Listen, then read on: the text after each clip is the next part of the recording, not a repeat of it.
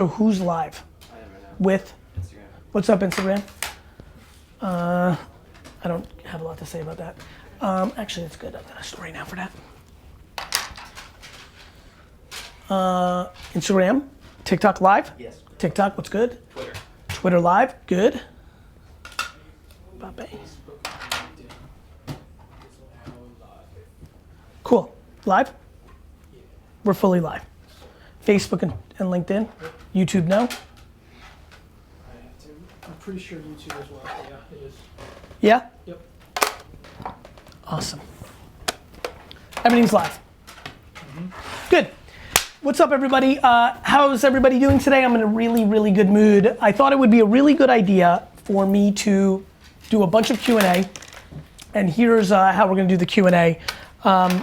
If you wanna ask a question about sports cards, you can text me the question at 212-931-5731 for everybody who is manning the cameras. If you wanna pin that phone number to the top real quick, or repeat it, or whatever you're planning on doing, 212-931-5731, 212-931-5731. That sticker would be good, because I wanna talk about that. So I'm gonna answer a bunch of sports questions. Let me get a little bit of a rant out on what's been going on, a little history of how I got here, and then we'll just go into full Q&A. Obviously, I'm extremely excited about sports cards, as you've been able to tell with my content over the last 60, 90 days especially. It all kind of started in 1986. From 1986 to 1994, I was wildly in the sports card game. I did sports card shows in a lot of weekends in 8th grade and then high school. Then I started working in the store a lot, my dad's liquor store, so I did less, but I was constantly in that game. I had a blip of a comeback in 2003 because I thought LeBron James was a generational talent, and so I bought a ton of 03 Fleer, and unfortunately when Lou was a little guy, but then got busy and didn't really go as hard all the way through to Topps Chrome or some of the other stuff as I wanted to, but we did that. And then 2 years ago, it started getting really real for me. My little guy was starting to get into it, and his friends, and it kind of got on my radar. Obviously a huge connection point. It's one of my macro theses. There's a lot of macro theses that made me decide to call my friends 2 Augusts ago and say, hey, sports cards are about to come back in a real way. One of them was dads in my age who were really in that prime collecting year of that golden era, which also then became the junk wax era. Started having children that were interested in cards, and I thought there was a reloop in the same way that I learned at Hasbro and Mattel when they were clients of VaynerMedia, that toy franchises tend to loop every 25 or 30 years because the parent really gets interested in their kids being a part of there. So anyway, I'm gonna keep telling the story, but I wanna just remind everybody, if you're just jumping on, I'm doing full Q&A. We're gonna start taking questions very shortly. If you have a question about sports cards, just text me right now. We've got it pulled up here, 212-931-5731. Put in your question, we're gonna call you and you're gonna ask your question. So put in your question, we're gonna call you right here so we can banter back and forth, pro, con, or indifferent. I go to the National in Cleveland 2 years ago, kind of very stealth for a day and a half. Take my little guy, buy him a bunch of cards, watch, learn.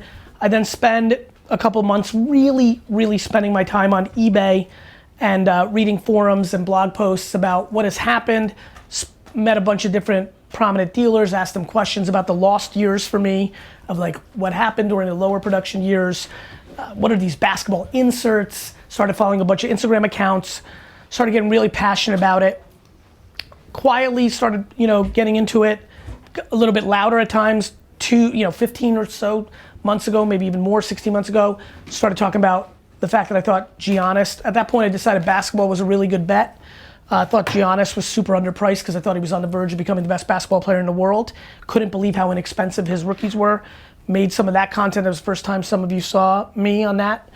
Sold some of the ones that I've accumulated for $200. That's bad now since they're $2,600, maybe even more. Thought that was a good bet. Started thinking other things were good bets. Put out a blog post 10 months ago on things that I saw that I thought were underpriced. Jordan sticker, because I think Fleer stickers were underpriced. Basketball in general, vintage basketball, soccer, wrestling. Big shout out to King Kong Bundy, one of the greats. still has the fastest win in WrestleMania when he destroyed SD Jones in like 12 seconds or something like that. Got really excited about it, got super hyped for National last year where I met a ton of the people in the industry, got a table there, was super pumped about that. Did a collaboration with Topps maybe $25,000 to curate a set that they sold at the event. That was cool, that was fun to be part of a baseball card. Was an insert in Series 2, super pumped about that. Met a ton of people at the National last year, paid attention to the trends, and felt like a couple things had emerged. One, sneaker collector kids needed to address the fact that inventory was getting harder to get over the last decade because you couldn't really go to sneaker stores, buy up, and then flip. That the StockX IPOs, the Nike Direct, like that game was changing, and those entrepreneurs, which is another thing, entrepreneurship as a whole, what I grew up with, is one of the reasons I think this is happening. Sneaker kids needing an outlet to get inventory and flip, because that's what they are, is an outlet. More collectors growing because 40-year-olds now have, some of them now have more income to buy the card that they always wanted. I think there's a prop here for me. This 84 Topps Don Mattingly rookie card was like the biggest deal to me when I was a kid. Being able to get it in a 10, we'll get into grading, we'll get into the grading companies, we'll get into the companies that own the IP of these cards. Kept watching the space, kept seeing momentum build, and 3 or 4 months ago said like, wow, this is about to get very serious. There's just more demand coming in.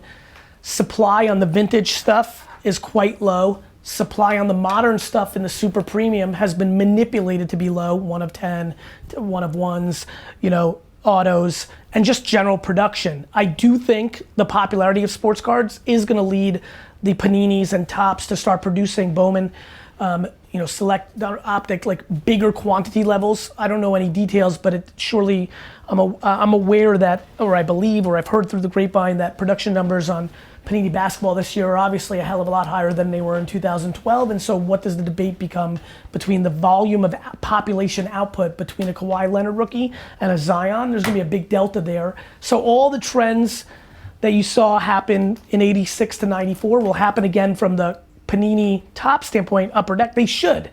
Those companies are in the business of selling product. We need to be thoughtful of how we supply and demand that. The grading company dynamic, even though PSA started in 1991, I faded out in 94 and it still had not really hit my radar. I was a smaller dealer, punk kid in New Jersey, so I wasn't going to the National. I'm sure you saw the early indications of that. Now that is a standard. There is a human subjectiveness in grading cards from SGC, BGS, and PSA, which I think are the 3 top leaders. And there's some other companies, which brand, no different than Sotheby's and Tiffany's and Christie's, holds the most value, which brand is the brand of the moment. I have a lot of thoughts, a lot of things to share. I myself am trying to navigate the sports card world right now. Like, I don't know what's right for me to do. Like, do I buy things quietly and never share it and just like live my life? I want to talk about it because I'm excited about it. And I also spend my life trying to tell people, things that I see to share to make their worlds better. And so no different than me thinking that you should do TikTok, no different than telling everybody years ago to buy Facebook stock at $20 or $30 a share. I genuinely think sports cards are going to continue to go up quite a bit. Gambling is a huge thread. If you look at the average 15 to 30-year-old male and female, but like the culture of sports fans, they love to gamble, daily fantasy sports, regular gambling. The demonization of gambling is going away. If you really look at what makes it fun to open packs, it is gambling. You can literally buy a $200 pack. You can literally pull a $10,000 card. Breaking culture, this dynamic of people, on YouTube opening up packs and people buying slots or them just entertaining, has, in the same way that slime for little girls worked, is happening for sports cards. A lot of people are watching that content. There's a lot of dynamics in play to why I think sports card, 44-year-olds looking like, I don't want to buy fucking art. Like, I don't want to buy some fucking old fucking art of some Englishmen or a fucking scene of a hill. Like, my art is this. My art is this. Like, I want to build a case in my home, and when my friends come over, I don't want to be like, here's a Picasso. Fuck Pablo Picasso. I want to show them my stack of 150 Akeem Olajuwon rookie cards. That's cooler for me. That's more interesting for me. And so I think when you look at the average 35 to 60-year-old businessman and woman, they're more casual, they care more about their stuff, and I think sports cards has the potential very quickly to become the kind of thing that people display in their homes, no different than a nice painting, and I think that's gonna happen with comic books, and I think you're gonna see that quite a bit. I think Bieber posted a post maybe 6 months ago where he showed a huge stack of like his epic Pokemon collection that he bought. So I think that's a dynamic. I think there's a lot of dynamics. I think there's a lot of emerging things that are dangerous. I think a lot of people are getting into it that are not educated. They may follow me and get super excited and then just go buy stuff without knowing what grading company is good, what brands are good. They're just blindly buying. I think there's, trimming. There's people that are altering cards and you got a human grading this, that creates a vulnerability. That becomes a big, deep thing that people are concerned about. I understand. Fraudulent plays in coins and art and everything else as well. So there's a lot of stuff going on. That's my framework. I'm super excited about it. I think there's some epic long-term opportunities. For me, long-term opportunities look like this. LeBron is everyone's Jordan of this generation. And I don't know how people are confused by this. It's fucking LeBron. And God forbid he wins a title this year or anywhere in the next 36 months, he starts getting into some really interesting conversations. Not to mention, I don't know if you've been following LeBron James as a human, but so many of the good things he does as a human is gonna keep him culturally relevant. He wants to play until his son plays. If that works out, that's gonna be a cultural moment in 6 years or whatever the kid's age is at right now.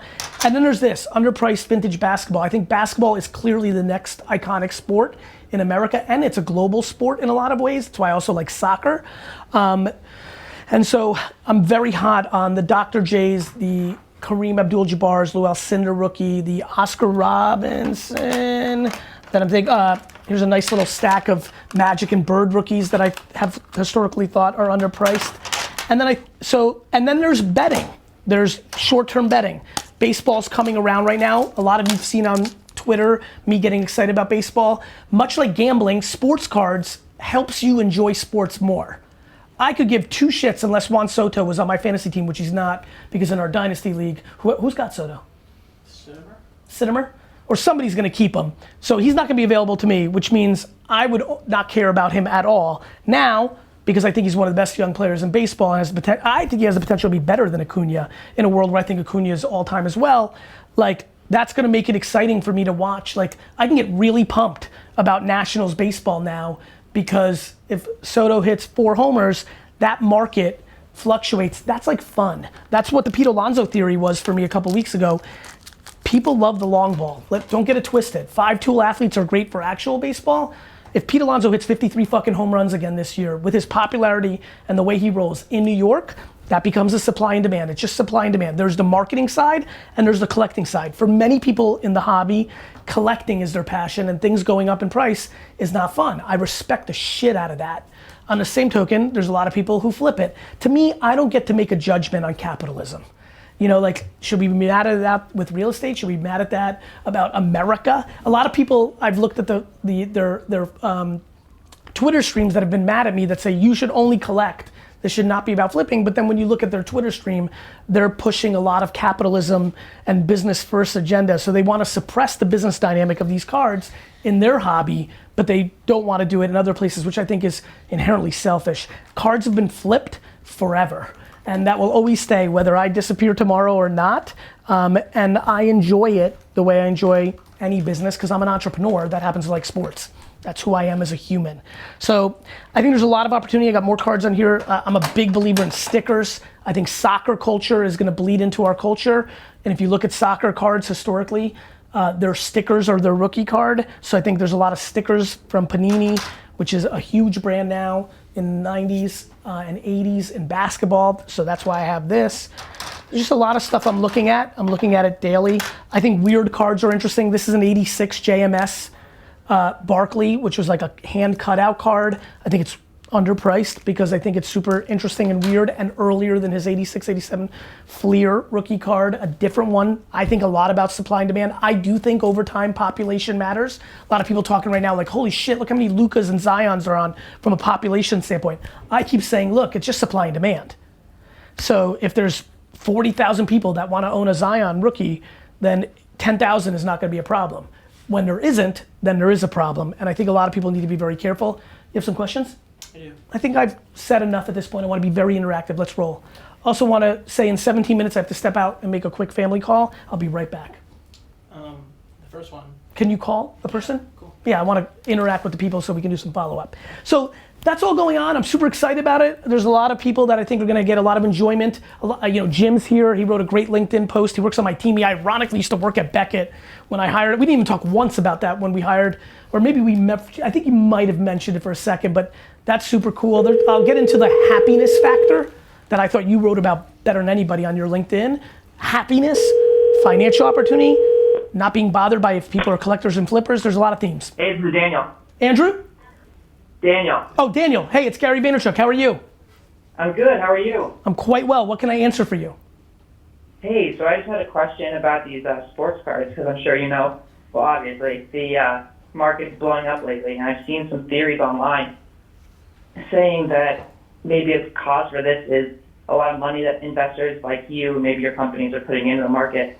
So I want to get your thoughts on potentially the market overinflating right now and an impending crash in the not so far future. So I think there's a lot to that. Daniel, I'm sorry, is that it, Daniel? Daniel, I think there's a couple things. Yeah. Number one, anytime there's more demand, it's less about money being pumped in, it's demand. So when Dumbo was a piece of shit in Brooklyn and Williamsburg were pieces of shit 15 years ago and more people started buying up, that inherently changes the dynamic. It's no different than when I was telling people to buy Facebook stock at 40, when their business results were better and more people wanted it. It's just supply and demand of how many shares there are versus how many people want it. I think a couple things that matter. Number one, let there be no confusion.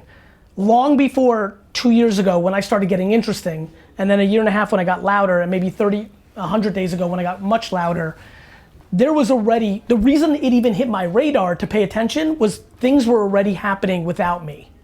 There was already demand starting to bubble up. That's what I was watching for. I watch for slime with teenage girls, for TikTok. I'm a consumer behavior anthropologist. That's what I do for a living. That's why VaynerMedia is one of the biggest agencies in the world. We're good at strategy and we're good at making videos and pictures for that strategy. So a couple things. The answer is absolutely. And do I think that there's a vulnerability to that with prices coming down? Of course. The question becomes, that's only predicated if demand goes away.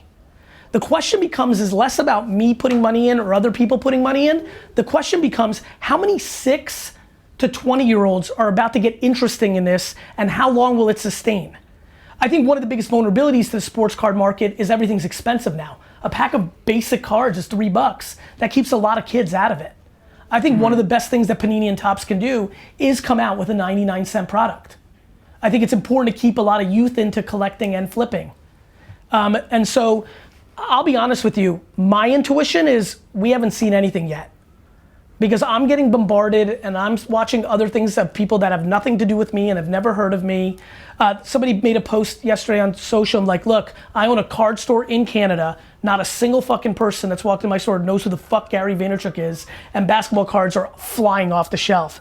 To me, everyone's like, he's inflating. I'm like, I haven't said a single thing about Zion. How many Zions do I own? Goose egg, 0. So really? Wow. I own 0 Zions. Now I'm not pumped about that. Sure. But to me it was like injury risk. I think if Zion gets hurt before the end of the year, like the floor collapses. And I also think that Panini made a lot more product. And I think once people get to those numbers, now Zion could be a forever player on the level of LeBron and Jordan, and then that plays out. But for me, you can't invest in everybody. Like Torres on the Yankees excites the shit out of me. I just can't bet on all 9 guys that are really exciting for me in baseball. And I don't think it's even fun to bet on everybody. Because for me, a lot of this is like, are you right or wrong? I feel great about how right I was about Giannis. I still feel great about De'Aaron Fox. Just because he was injured and the team hasn't clicked, I don't think that changes my belief in who he is over the next decade. So it's fun to be, and by the way, I'm excited to be wrong. Let me give you some of my highlights when I was a kid. I overinvested in Todd Van Poppel. Did not work out. I thought he was gonna be Cy Young. I invested, and this was with my heart, an ungodly amount of percentage of money I had on Blair Thomas score rookie cards. Did not work out. Like I have nothing, Bo Kimball, I thought was gonna be the greatest basketball player of all time. On the flip side, I was incredibly wrong about Patrick Mahomes. That was more on just me and my friends talking about if I thought he was gonna be good, less a sports card. So I think it's like any market in the world, brother. Like it's just supply and demand. And I think we're in the second quarter of demand with sports cards, which means there's more room to grow. And I think if you spend 80% of your energy and time on the classics, Jordan, Brady, two guys I don't love so much, but like clearly goats in their industry, LeBron, you know, like to me, you know, even wrestling, like The Rock, or like I think if you stay conservative on classics or all-time players, and then you have a little fun on prospects. Do you think Jaren Jackson's gonna be good or not? Do you think John Collins in Atlanta is gonna be good or not? You know, do you think Sancho is gonna be good or not? Mbappe, like those are fun little bets. I think if you're the kind of person that's coming into this and buying a ton of, right now, Soto and Acuna and betting on they're gonna be Trout, and you know, like you need to be very careful, because if they're not, the demand is gonna get soft and you can get caught. I mean, look at Russell Westbrook. In the heat of all of this and in the heat of basketball, his cards are down because for a lot of us, we don't think he's gonna reach that next plateau, and a lot of the money was in it. And so I think you have to be careful about that. Does that make sense? Yeah, for sure it does. Good luck. Thank you. Awesome, thank you, appreciate it. One of the things I like about wrestling, so I actually think comic books you can get to the next call, has a lot more upside than cards in a lot of ways, just that I love cards. And I like sports betting, and I think that's bleeding into this, and I like sneakers, but like Iron Man doesn't get hurt, right? And neither does King Kong Bundy or The Rock. So I think hello, who's this? Hey, this is Andrew. Andrew, what's good? Hey, You're chopping, brother. happening right now. Good to talk to you. Good to talk to you too. What's your question, brother? So my big question is, I came from the old world of the 96s where I was collecting Iversons, Kobe's, and even Carter's. Coming back to it, obviously, because what you were saying earlier was very true. Have older kids now. My daughter's 7, son's 4, getting back into it, just like everyone else. So my big thing is last year I got lucky with a lot of Lucas, but I was pulling. My question to you is, do you think it's a better strategy as a collector coming back in to buy boxes and maybe hold them to flip, to buy like a nice PSA card, or just enjoy the fun of just opening the packs and getting love? I think the answer is you have to be very self-aware and focus on you. Not what I say, not what others say. This is a single game of what brings you happiness. My friend Old Lou, right, who's Little Lou's dad, he loves opening wax. Now, if he lands a 1/1 of an iconic card, he can make that, if he pulled the 1/1 Wander Franco, it would have made his whole venture ROI positive. It's unlikely that most people pull such a big pull that it makes it ROI positive. If you make bets on players, there is a more financial potential of return, especially if you're good at it. The problem is, it might not be as fun for you, Alex, right? Like opening packs is fun as fuck. Like it's gambling. Right, exactly. It's gambling. So for me, go ahead. And that's really the most fun, you know. You got kids, you got that whole game of everything course. going. But then I'm looking at eBay, you know, I'm looking at comps for different things, like a nice Zion card. You can get tons of different Zion cards from different companies that are not terrible at price right now.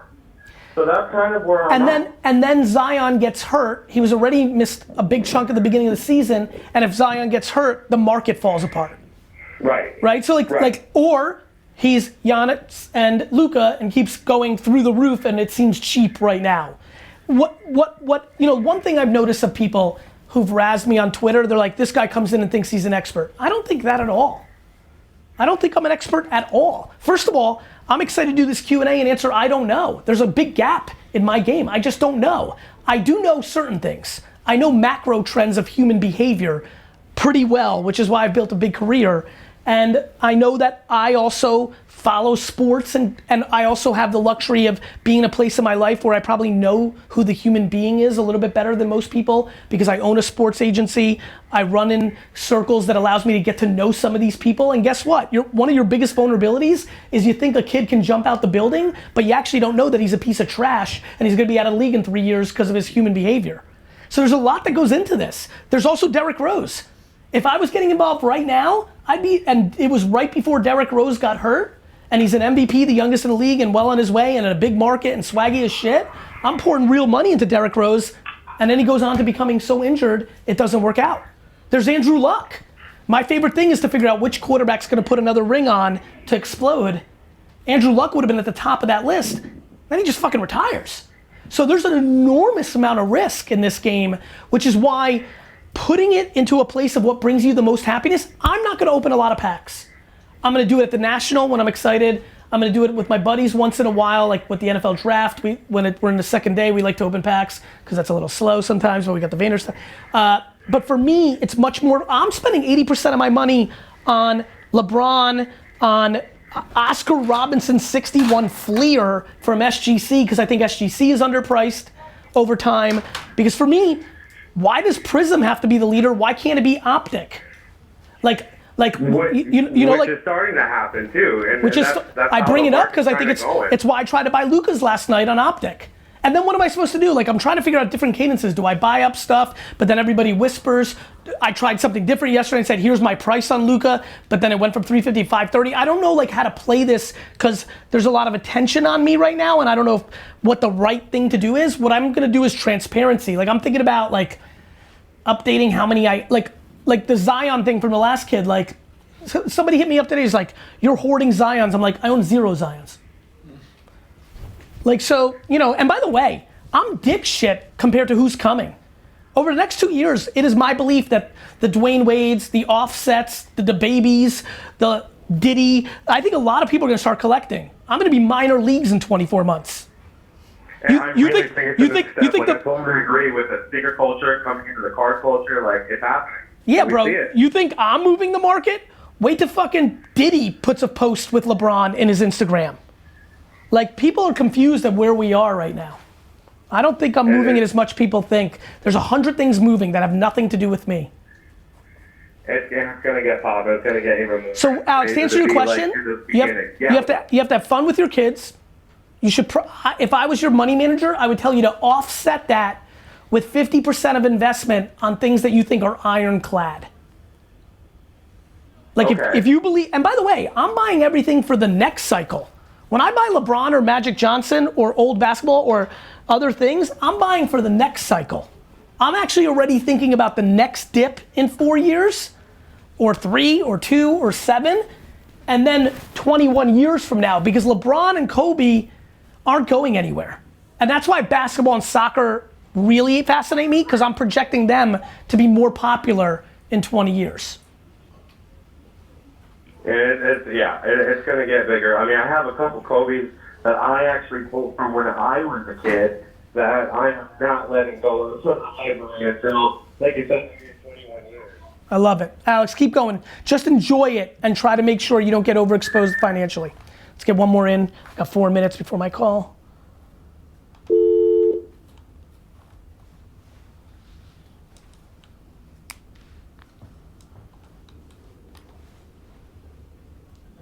So what do we got?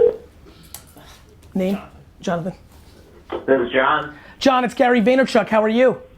I'm doing really well. How you doing? I'm well. What question can I answer? Yeah, so I'm curious about soccer cards. I think they're really undervalued. Me too. I've been picking up Kylian Mbappe's, but me too. There's just no true rookies. Like I've been picking up a bunch of Kylian optics. I've done some with Prism, so I'm just curious your thoughts. You know, Topps Chrome, Prism, Optic, like what are you thinking on that? The biggest thing I'm thinking about is that the hobby is gonna evolve. Like when I left cards, Shaq's rookie was Stadium Club, not the Beam Team. It was the Upper Deck, right? Like right now, one of the things I'm thinking a lot about is Topps Chrome is basketball's rookie card way back, but could it be Upper Deck? Like, I'm thinking about how, the answer is the hobby decides what the current true rookie is, and over a 30-year window, it actually changes, which is why I'm starting to really think about alternatives. For example, I think Topps regular basketball cards, rookies, are potentially underpriced. It's why, let me pull it up. It's why I've started buying a little bit of like the regular base Topps, not just the Chrome. Like, to answer your question, is it the sticker? Is it Panini? Is it Topps Chrome? The market, like for example, I personally, for who knows why, I'm a human being, like the Topps update in Series 2 baseball as the rookie card more than the Chrome.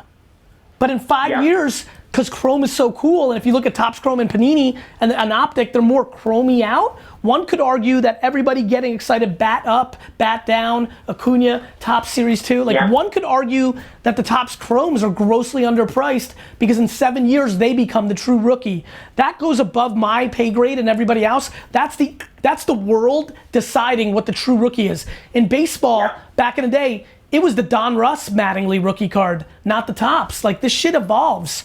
And I'd be very scared to tell you which one. By the way, one of the reasons I really like the JMS Barkley, one of the reasons I like the 1972 Icy set, one of the reasons I like some of these, there's a Elvin Hayes rookie card I have. There's a Jack in the Box 1968 Elvin Hayes that I like because it's older than his rookie, and I'm like, why can't that be the rookie? That's a card before. It's not an official set like Topps, but maybe for example, the Converse sets, the Icy sets, the Nike Jordan 85. Like, if you think about the masses getting in, why isn't the Nike Jordan 85 cooler than the 86 Fleer? Because Nike's a hell of a lot cooler than fucking Fleer. I think there's a lot of things that people haven't fucking figured out yet.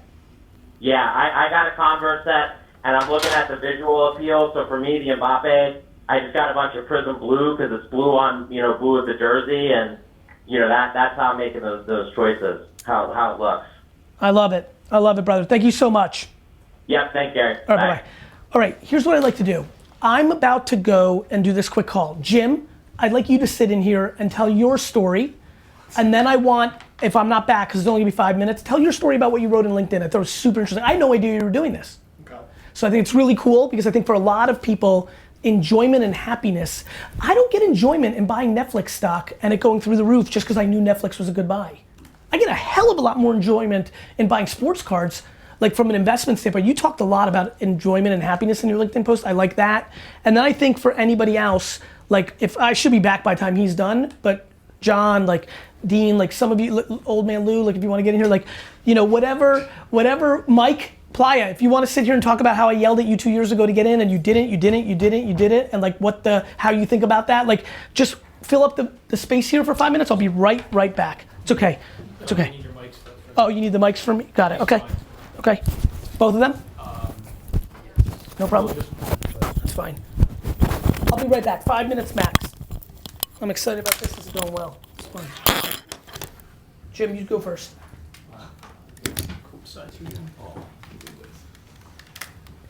This one's still alive.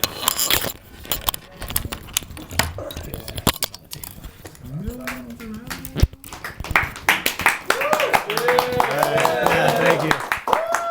Yeah. This is certainly unplanned, for sure. So, good golly.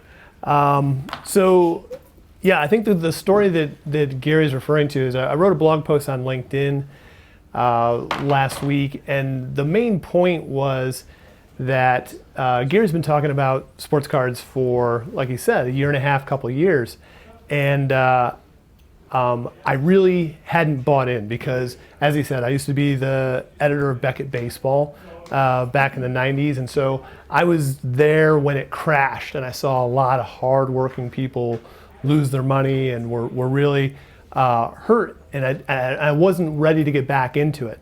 And then as I continued to hear Gary talk about it, it just started to make more sense to me that now was an opportunity because of that, because we had seen the 90s and we had seen what overproduction looks like, and so now there was probably a better opportunity to invest in a smarter way. So what I did was, being an older guy, I talked to my wife and I said, hey, I'd like to buy some cards over the next 5-6 months. I'm probably going to spend about $1,000, not a ton, but $1,000 is not cheap. It's not nothing either in my house. So over that 6 months, I just started buying. Lou helped me along and said, hey, a lot of people get invested in Bowman paper rookies. So I started looking at like 10, 11, 12 different rookies in the 2019 Bowman set and said, look, I'm gonna invest in 50, 100, 20, 200 of these rookies, and sit on them for a year and see how they do. Now, so I started doing that, and then something happened because the NBA All-Star Game came around, and I'm sitting there watching the NBA All-Star Game with my son Will, and we open up the DraftKings app, and I'm like, tell you what, let's put $10 on this game. It doesn't matter. Let's put $10 on it, and we broke it up into like a bunch of little $2 prop bets throughout the game, and it was really fun. We spent 3 hours laughing, joking, yelling, screaming about these dumb little $2 prop bets on the NBA All-Star Game, and had an absolute blast. And so what it triggered to me, or what it convinced me, was what Gary said, was that I'd kind of demonized gambling as like, oh, gambling's bad, no one should gamble, it's terrible.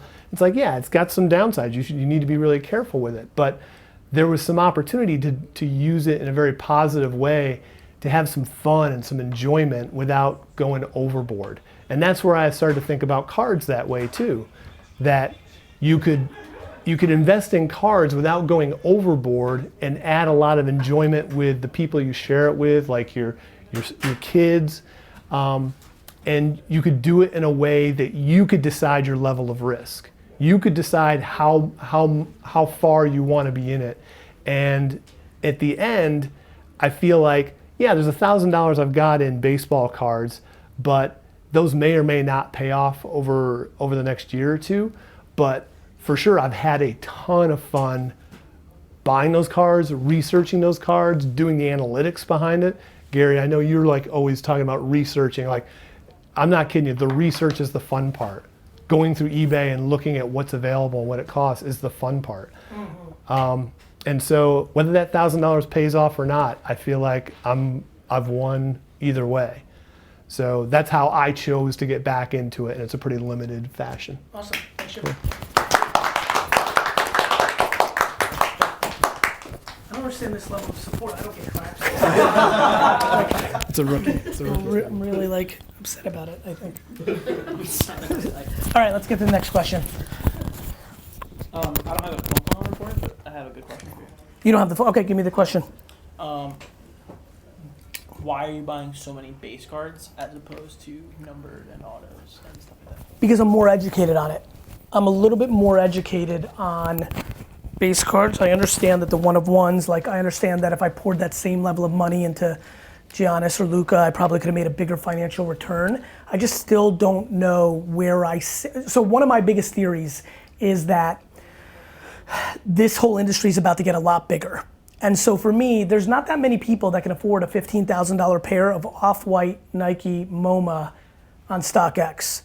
But there's a lot of people that can afford a $300,000 pair. And so for me, one of the things I'm thinking about is, if the masses come, how many people are gonna be able to afford a $4,000 Giannis versus a lower end one? It's one of the reasons I'm looking at really other things. As you know, I'm looking at the hoops.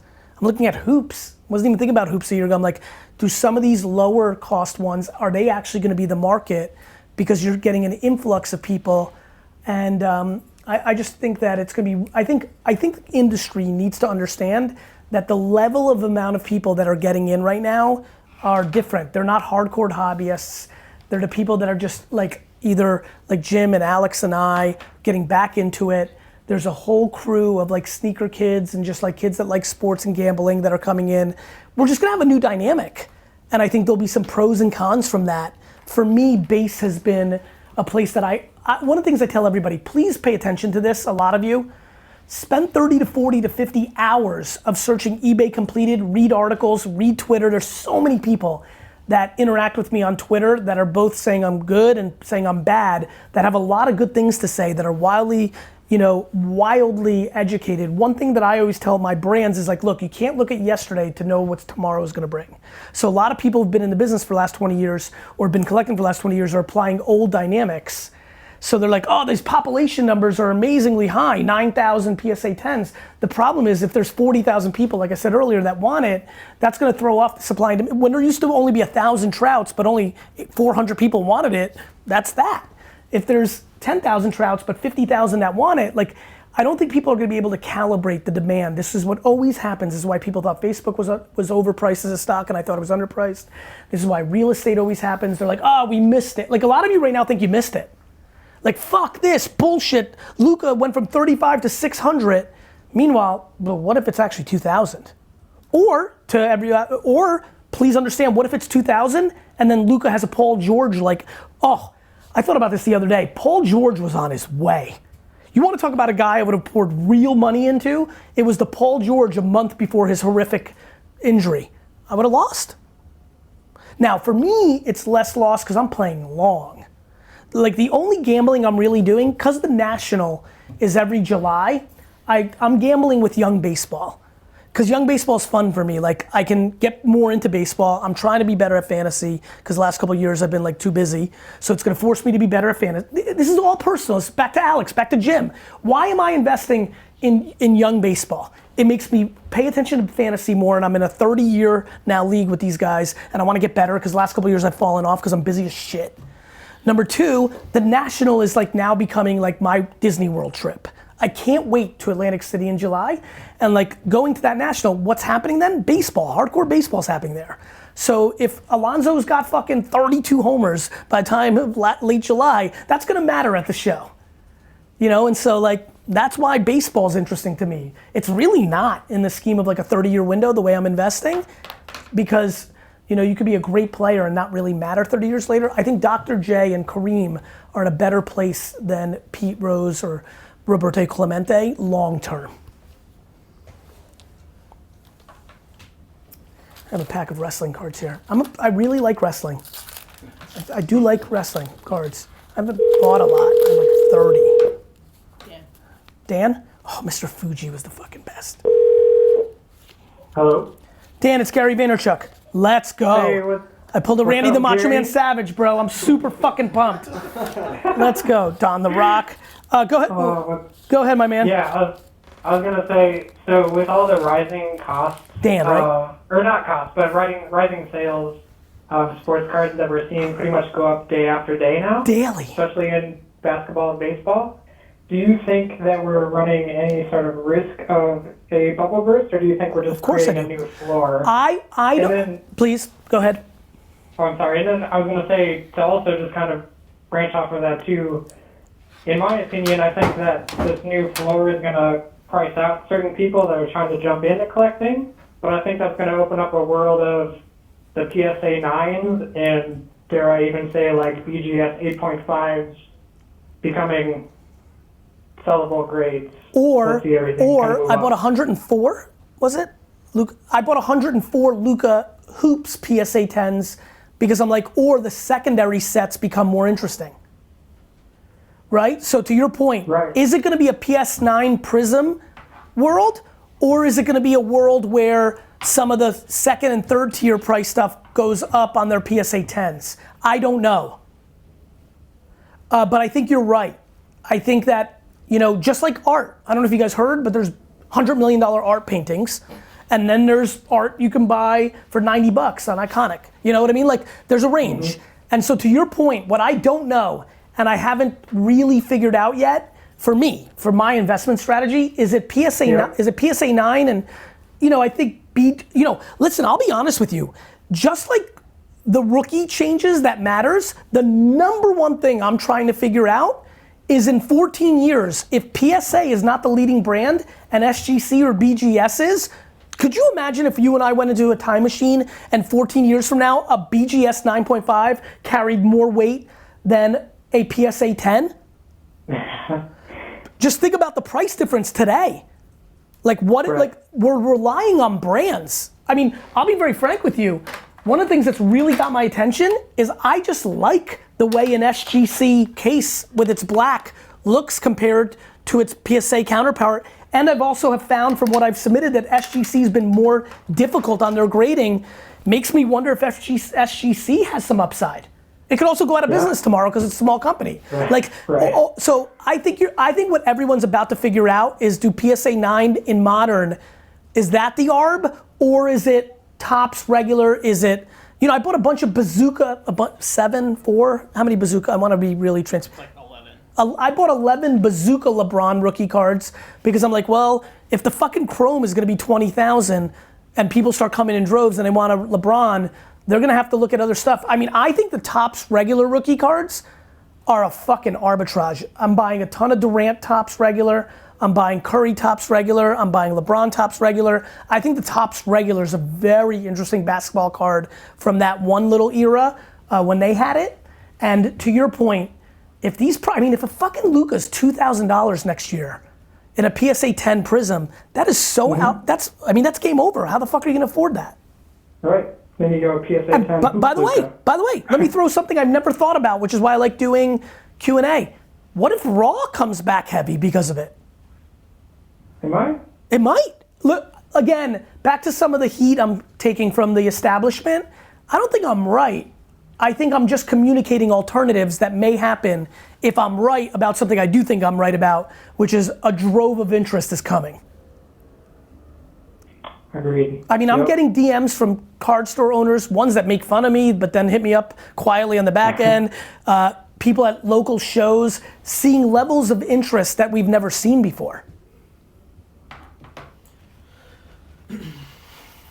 Thoughts? Yeah, no, I mean, I agree, especially on the, in my opinion, as we see stuff like the LeBron Chromes or the Luca Prisms, the Luca Prisms are going up like crazy right now. So I think we are going to see a lot of opportunity with the optic, which is starting to get kind of crazy. But also now I think PSA 10. And by the way, I apologize for interrupting. Optic, the population on a PSA 10 optic is like 1,000 something, and the Panini is like, and the Prism, is like 8,000 on the Luca, 11,000, right? So like, right. And it looks like the optics are tough to grade. That's the other thing. Look, there's a lot of things that haven't been figured out. I think 2012 Prism is going to go through the roof once people realize production numbers. Mm-hmm. Like, it's LeBron's first Heat. There's just a lot of shit I'm trying to figure out. There's a lot. It's a very exciting and not exciting time in sports cards, depending on where you sit. If you like the way it always was, you're probably frustrated. If you're excited about new dynamics happening, it's an incredible time. I like what's happening with Alex, who called earlier, and Jim. I think this thing brings a lot of happiness. I think people buy and sell and collect a lot of things on Earth. I think sports cards are special because yes, comic books are safer and Iron Man doesn't get hurt, but you have to wait 3 years for something to happen to a comic book, a new movie comes out. Sports cards, if Juan Soto hits 2 homers opening day, I'm gonna be losing my fucking mind. Don't let Luca single-handedly put his team on his back and create an upset in the first round of the NBA playoffs. You think Luca's expensive now? Do not let him drop 52 in a game 7 and they beat whoever that they're lower seed of, because they're like, don't let that happen. Do not let that happen. Do not let Luca drop 52 in game 7 against a better team and knock them out, because this hobby is gonna lose their fucking mind. On the flip side, more people. Paul George. Oh, I'm sorry. No, I'm sorry. I'm just getting excited because I think people think they're right, or I think I'm right, or other people. There is no right. First of all, it's sports. Fucking Calhoun, who I think is gonna have a breakout year, got hit in the face with a fastball yesterday. Fractured his fucking face. Everybody went crazy on Acuna. What if Acuna tears his labrum on opening day? Sports. That's why I really like basketball, because I think old basketball players are the closest thing to superheroes. It's my favorite one that Lou makes fun of me of buying all the time is this card right. Gotta find it. Where is it? There it is. I love this card. George Gervin, 74 type. The Iceman. Yes. The Iceman. All I need is one Netflix documentary on this guy, and this card goes from 180 to 800. Right? So everyone's playing different angles. I don't know. Make sense? Makes sense. Good luck, brother. Enjoy. All right. See you. Let's keep it going.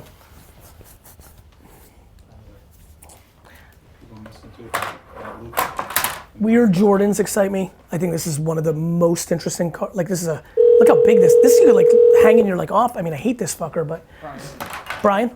I think that's super underpriced. There's just not that many of them. Inner Lake.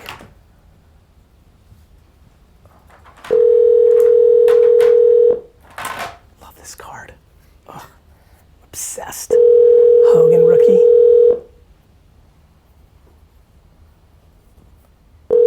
Then there's debating. I'm looking at this. I'm like, it's a fucking 8, not a 7. Got to resubmit. Let's go to the next one. Well, we're going to the next one. Akeem, I'm buying because I think Africa is going to be a continent on the global map in 30 years. I'm buying this card for 30 years from now. Not to mention he's one of the 15 best players of all time. And it's grossly underpriced, I think. Meanwhile, like, I love hockey, but I can't get that excited. A couple here and there. Brian? Nope. Jean? What is up? What is up, John? bro? No, Steinmetz. Steinmetz. I'm sorry, I apologize. How are you? I'm good, bro. Good, bro. What's your question? I don't know why I feel like you're gonna call me. You knew it. My question is, I did. I felt it. I was like, you know what? I'm gonna say this 3 times. I'm gonna say this match 3 times. And for some reason, he's gonna see when he does this. I don't know why. Let's do it. My question is, yeah. Okay. Steinmetz? Yeah. What's your question, brother? So for someone who has maybe like $100, you know, not too much money, and I'm not too into sports. I don't watch like that. I like playing sports, but I don't like to watch it. Yep. So how do I how would I try to make money when I don't invest the time to really know the players, know what's going on? You shouldn't. Shouldn't? Yeah. That's what I was thinking this whole time. Yeah, I mean, look, just because I think there's an opportunity here, I think there's an opportunity in a lot of places. I think with the coronavirus, there's a ton of opportunity right now in the stock market as stocks decline. I think there's a ton of opportunity in opportunity zones in New Jersey, like Patterson and Newark. I think there's opportunities everywhere. I think there's opportunity. By the way, maybe, do you like Pokemon? Oh yeah, I love Pokemon. I haven't played in a while, but I love it. Well, bro, that's your answer. Pokemon cards are outpacing sports cards. Get all in on Pokemon. Buy your first Pokemon for $60 after 25 hours of homework. Watch it go up to 130, then flip it. Take that 130, buy the next one, and 2 years later, you got something brewing. I don't know why I never thought of Pokemon cards. I heard you talk about it, but I just never let it click for some reason. Bro, I would heavily spend 20 to 40 hours studying Pokemon, completed items on eBay, read articles that you search on Google, find some people on Twitter that know, get on a phone call, learn, go to a show, learn, and then decide, oh, this weird character I think is underrated because I think it's just really cool and a lot of people in the Pokemon community care about it, and I bet you it's gonna go up in price. Yeah, cause I can do that. That's a lot easier to do. I can do That's your answer, brother. This is a self-awareness game. But it also is, what are you trying to do? Like, I know football cold, but I think football has too many injuries, and skill players, defensive players, forget it. Their cards never go up. And even receivers and running backs, I think, are underpriced and not really getting there. So it becomes a quarterback game only. And so, like, to me, I know baseball because of my fantasy league, and I know basketball because it's just by far the one that I most believe in. And so that's where I'm playing. But, like, I'm gonna bet with my heart. I'm gonna spend a good 5% of my money and energy on Sam Darnold, because I believe and I'm betting with my heart. So, like, I think you need to do around your interests, and it sounds like Pokemon's a lot better than sports, and that's what's gonna matter. Yeah, I was wondering, because I never got into it, so I was like, it would be too much work, and it just wouldn't be fun for me. But now, the number two is the most important part. Work is required to be right about anything. Like, exactly. Work is required. But if not fun, be out. Like, I'm petrified that people invest in sports cards and don't know anything about it, don't enjoy it. I'd rather them be like Jim and like get deep enjoyment on buying Bowman paper of prospects for 2 years from now because he gets enjoyment on it, even though that might not be the best ROI. Like, I get enjoyment out of, is it Mookie Betts? Is it Bellinger? Is it Randone? Is it Trevor Story? Is it Ariando? Like, what's the Colorado effect? What's not? Like, these are nerdy things I think about. Like, Gavin Lux on a stacked team versus what's the impact of the Astros cheating scandal? Is Jordan gonna be good? Is Bregman gonna be good? Is Altuve gonna be good? Are they not gonna be good? Because guess what? If Jordan goes and hits 12 homers in the first 2 weeks and everyone's like, okay, well, it's not that, then it's gonna explode and pass fucking Tatis and fucking Vlad and everybody else. So nobody's talking about Jordan in baseball right now because it's all hovered over the Astros thing. But he hit a fucking trillion homers in the minors last year. I drafted him in our fantasy league. I know. They weren't doing that shit in the minors, I don't think, even though Lou's favorite team's got some real allegations against it. I know that gets you personally upset. All right, brother, thanks for the call. Let's get to the next one. Yeah, I just think there's a ton of arbitrages. Then there's young guys, Joe Adele. Like people think he's going to be the best. This Rock rookie, I'm super excited about. Like these are the things I'm thinking about. Like the Bellinger thing to me is like the Dodgers could be stacked. Dodgers could be stupid good this year. And it's LA, and they love the fucking Your call pitching. has been forwarded. Yeah, do they have the pitching? But like their hitters are gonna fucking hit. And it's momentum. One of the things I'm seeing the most of is momentum right now. Like people, this like way and above what I'm talking about on Twitter. There's a lot going on with sports cards that I think people need to recognize. And I think it's just beginning. I think the sneaker kids and the gambling kids are gonna drive the shit out of this market. Sneaker kids, gambling kids, dads that are on the reboot. That's a lot of demand that didn't exist 24 months ago. Hello. Dustin? Yes. It's GaryVee. How are you? Hey Gary, how you doing? I'm well. I'm enjoying this live stream. What can I answer for you? Yeah, it's been really good. My question Real quick, was, I apologize, Dustin. I'm gonna do some rapid fire at some point. I'm gonna do that on Twitter. So ask your questions if you're watching on any stream. Go to Twitter, ask your questions. I'm gonna have Lou at some point. We're gonna do a lot rapid fire that I'm gonna take from Twitter. But go ahead. How are you? Yeah, no, I'm doing good. My question was, Dustin.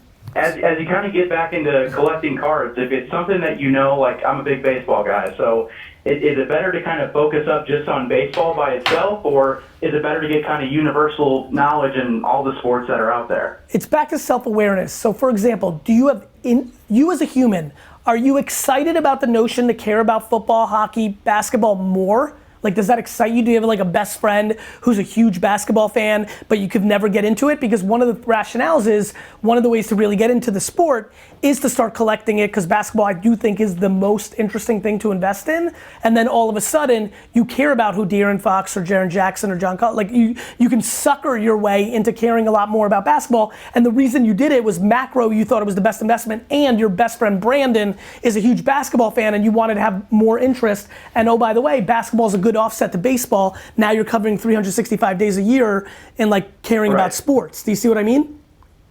Yeah, so for me, it's just I'm from St. Louis, so obviously a baseball town, and don't have a basketball team and football team left, so it's always been kind of a, baseball focus. But no, it's definitely, it's always interested me with other sports, but baseball's kind of just been where it's at the last few years. Look, with baseball, there's demand coming in, so top 15 players, which I rattled off earlier, the debate of like how underpriced or not underpriced are they?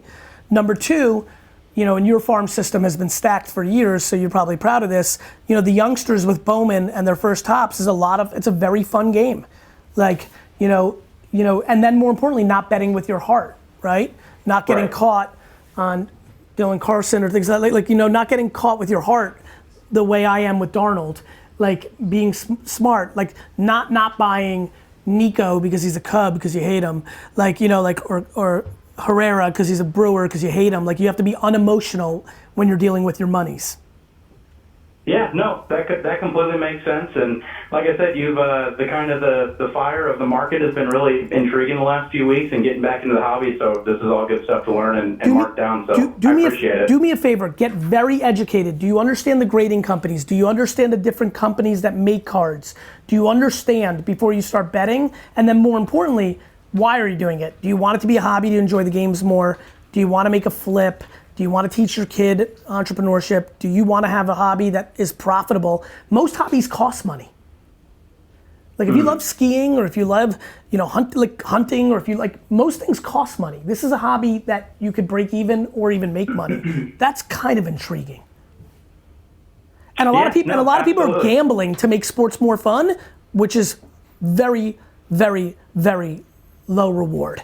No matter how much people tell you they're winning, they're losing. Gambling sucks. It's an entertainment, but you're paying for it. Whereas this can make sports a lot more fun, and the downside is much lower than the upside.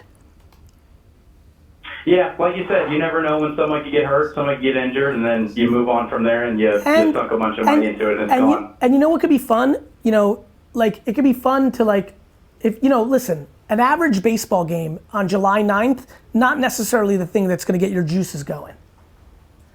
But when you are all in on Acuna and now the Braves are coming to town, you're gonna watch those 3 games a little bit harder. Right. Yeah, no, that completely makes sense, Gary. I definitely appreciate all the info. Happy to do it, brother. Take care. What live stream is that? Instagram. What's good, Instagram? Let me do this real quick. Go ahead, Lou. I'm gonna bring somebody on real quick. My Instagram for 1 second. Go live with, let's see. Nope, Caesar doesn't want it. If you wanna go live with me real quick, I'm about to bring you in. How did he go?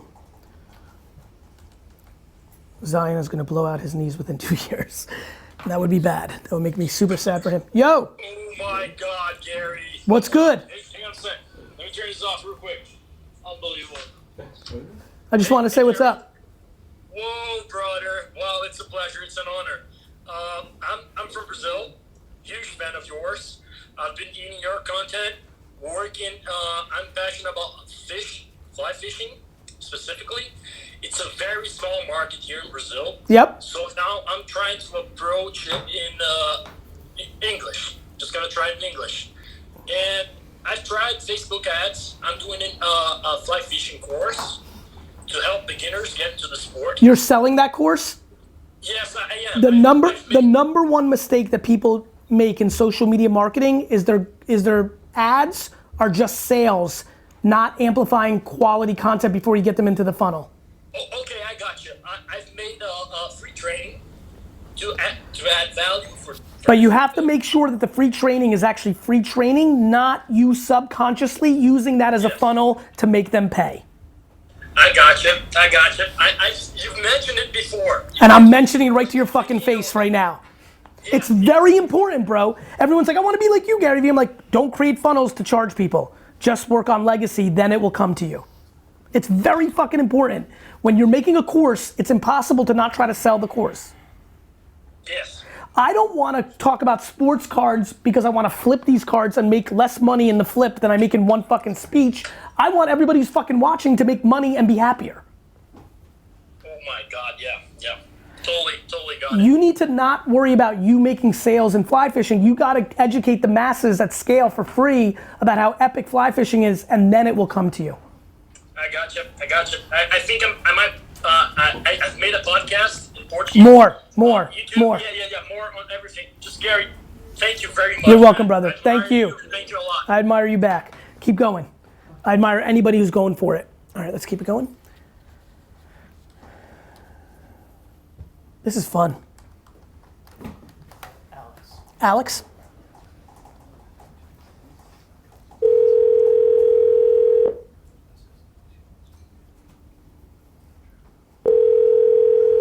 You getting questions on Twitter? Cool. Sorry, I can't get to the phone right now, but leave me a voicemail. I'll get back to you as soon as possible. Thank you. Did you get that on The film? mailbox is full and cannot accept any messages at this time. Lou was Goodbye. right. I'm devastated. I wanted to leave an angry, angry voicemail. Who's while Lou pulls up long form questions, Raghav, why don't you go on Twitter and just rattle off questions during this dead airtime so we can just get as many answers as possible because we're not getting to the volume that I want in these calls. Someone asked you, what's your most prized card of all time? My most prized card sitting somewhere here. It's a 1990 Frank Thomas Leaf rookie because that was like the prized. Everybody loved the Griffey Upper Deck rookie, but for me, I was in my prime when 90 Leaf Thomas, which came a year later. There was just something about that Leaf set. It took the whole Upper Deck thing up a notch, and like I just also liked Frank Thomas more. I also bet on Frank Thomas in 90 score, the one with his big face on it. I bought tons of those before he hit the major leagues and was like right about him. So I felt a bigger association to the Big Hurt than I did Griffey. So 90 Frank Thomas is an emotional card for me. Rob. You got some stuff? Yeah. I'll get into Rob and then we'll just do a bunch and then that's how we'll go. That's how we'll go. Hello? Rob, it's Gary Vaynerchuk. Oh, what the fuck? What's going on, pal? Life is good, Rob. I'm watching you live. How am I going to do over here? I appreciate it, man. What's your question?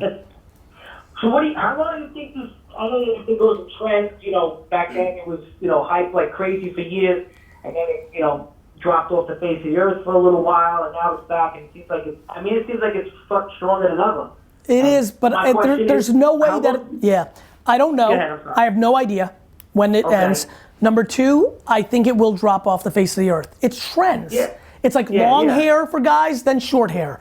It's like jeans, jeans that are tight, then jeans that are baggy. People have to understand, this is trends. Things go up, things go down. It's why I want people to invest in LeBron and invest in Jordan and invest in Brady and invest in things that are like evergreen, because you're gonna get killed if you decide to bet on Trae Young. Trae doesn't end up being an all-time top 25 player, and then the market collapses, you're gonna be fucking finished. Now, in the meanwhile, you can make a fortune on Trae if the market is super hot for 6 years, or if Trae becomes Steph Curry in perpetuity. This is why I keep telling people, be smart. Like, as fun as it is to like bet on Gavin Lux or Mize, the pitcher, and you don't know that yet. I know Mookie Betts is on his way. I know that, you know, Trout is a layup. He's maybe the all-time player. I know that LeBron, there's nothing that can happen to LeBron. Exactly. At this point in his career, even if he, you know, if he goes downhill, it doesn't matter. It's why I think Barkley and Akeem and some of those rookies are in a really good spot for the next 20 years from now, and basketball's at the apex. But like, if you want to bet on, I'm betting on De'Aaron Fox. That's me betting. I'm having fun. I think, you know, but I look at that as going to zero. Yeah. And so I just think people have to have like, of course it's gonna go down. The question is, are we only 20% of the way of it going up? Or are we 90%? I don't know, but what I will tell you is that gambling, lessons learned, I'm very curious, I have no knowledge of what Panini and Topps and Upper Deck are thinking. Like, how are they gonna manage their productions? You know, there's always the manipulation of the 1 of 1s and the 1 of 10s. Like, you'd have to think those play out. The biggest variable is injuries. Look, I've said it 18 months ago or 15 months ago. I think Luca could be an all-time 25 best player of all time. Yeah, I agree. He could, or he might not. But like, if he does, I promise you this, his rookie cards right now are underpriced 20 years from today. I promise. You think so, huh? Of course. You know how I know that? Looking at the last 60 years. Jordan rookies were underpriced at the height and the collapse of sports cards the last time around. True. Magic Johnson rookie cards, Magic Bird, this card, grossly underpriced 15 years ago at the super hype of the market. It just depends on a couple different variables. Now you get into, will SGC be bigger than BGS, then bigger than PSA in 25 years? I don't know. Will Prism still be considered? PSA seems to have a lock on that. Yeah, That's my opinion. PSA does seem to have a lock. I just know that things change. Of course, anything can happen. You know, like, or it stays forever. By the way, you know who else had a lock? ABC and NBC, and then Netflix came along. Like, shit changes. Yeah, or like, Amazon came along and hooked everybody out. The home and gardening seal of approval, what was that fucking thing? What was the thing that made the wines go through the roof? What was that, the magazine that was? None. Well, that's a good one. In my wine world, Wine Spectator and Robert Parker like mattered the most, and now they don't. They've evolved. Things change. And sports cards people have to get very, very concerned and be very thoughtful of what could change. For example, the reason I think stickers, which I have about, how many stickers do you think I bought? 40? More? Sure. No, I don't know. 50, 60. Oh, so different. I was being nice. Fair enough. What's the number? Cool. Like, I could be very wrong about Panini stickers from basketball in the 80s and 90s going up. I just think they will. Because I think soccer is going to matter more. And when people look back at soccer in 20 years and look at the Panini stickers being the real one, I don't know if I think that's going to impact this value of stickers. And stickers might become something that people want to. That was my big thesis on Jordan stickers. Like, the Jordan rookie sticker I thought was underpriced because I think it's just as hard, if not harder, to grade, and the same supply. Like, I don't understand why it should be so much less than the base. I agree. It doesn't make sense that it's so much less than the regular. But the hobby decided. The hobby may decide. Listen to me right now. You could buy fucking Luca rookies at 1,000 in a couple months because that's what it's at on Prism, right? He could go on to be a top 40 player of all time. Super popular, 12 to 20 year run. It locks in. But what if the hobby in 20 years decides that Optic was the actual rookie? The better one. You're right. Who the hell knows? This is where I'm going. So I think it's just everyone has to play their portfolios. And by the way, what if you're just a collector and you don't give a shit? Then buy raw hoops. Yeah. Like if you just want to collect, buy raw fucking hoop Zions. That was my next question. That's good. What do you think about? I mean, for me, I like to only buy, or I try to buy graded. You know, it's just something that I don't know. I just feel like the raw. I mean, it's such a discrepancy in price. I mean, or even if I get raw graded, why would you not? I mean, you know, you have a $10 base card, you know, raw, and then you grade the thing, and it gets a 10 from PSA, and it's worth $200. I mean, it doesn't even make sense not to spend the money and grade it. I'm not good enough yet to look through an eBay listing, StockX listing, ComSeed listing, and know if I'm looking at a 9 or 10, and probably will never get there. If I was still in high school, I would have fucking only done that. Because I would have known my shit, because I got D's and F's, and I would have focused on it the whole time. I would have become as good as graders, because I would have been fucking focused on that. And all I would do is go to shows and look at eBay zoomed in pictures and buy 10s raw and slab them. I just don't have that skill set. And I don't think I have that ability right now because I don't have enough time to get good at it. And so I'm gonna play the premium on the 15-year-old me who's gonna buy them for raw and slab them and make a huge arbitrage on me. And I'm gonna make arbitrages on all these theories that I think. Yeah, no, I hear you. I just wanted your take on that. My take is I'm fucking pissed that I don't have the time or the skill to do it because I'd only buy raw and slab the fuck out of it. Well, that's what I do. I'm fucking impressed. I do subbing for PSA. I have a group, and you know, I see a lot of shit. So through the years, I come to know what to look for. Hell yeah. You know, just like I'm an outsider in people's opinions, even though I grew up in it. I'm an outsider, but I see things that nobody in the card world can see because that's who I am in marketing and human behavior outside of it. I'm coming up with hot takes like the Panini sticker thing, like wrestling, I'm seeing shit that people don't see because that's what I'm fucking great at. That's why I invested in Facebook, Twitter, and Tumblr before anybody saw it. That's why I fucking win. Good, that's great. That's why I take photos with fucking rappers that nobody's heard of and then 2 years later they're biggest in the game. That's what I'm fucking good at. Everyone's got their niche and you got your shit. You got it, brother. Thank you so much. Keep going. No problem. Thanks a lot. Love that dude. Fire away some rapid fire. What do you think about investing? Loud. What do you think about investing in junk wax era stuff that's also PSA 10? I think whoever asked that question's smart. I've been looking at Larry Walker rookie cards at a 10.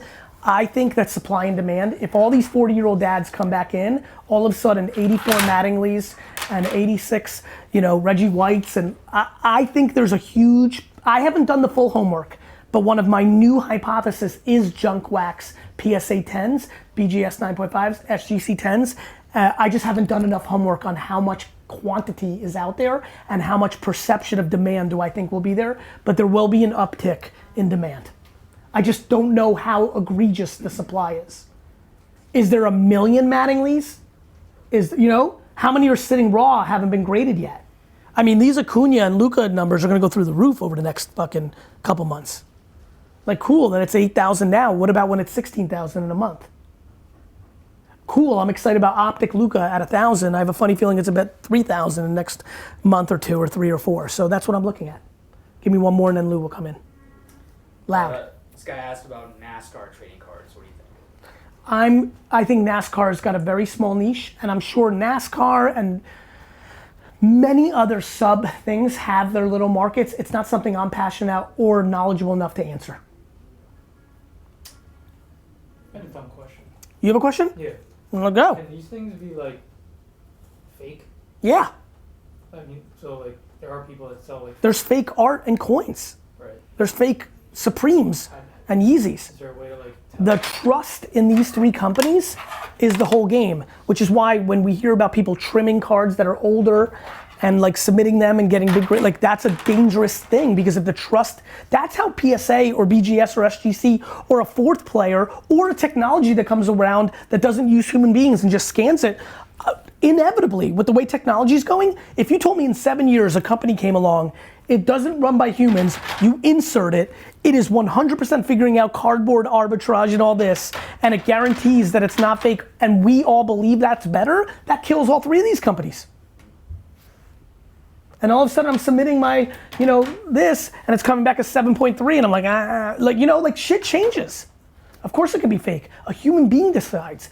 We've trusted these companies to be better than the masses. But there's all sorts of weird shit that can happen. It's humans. It's why I hate the Olympics. A human's judging it. It's why I hate reviews in companies. A human's judging it. But that's the way the world works. Until a computer comes along and takes away the human element, we're gonna always debate if the companies are good at grading or not. Can you explain trimming a little bit more?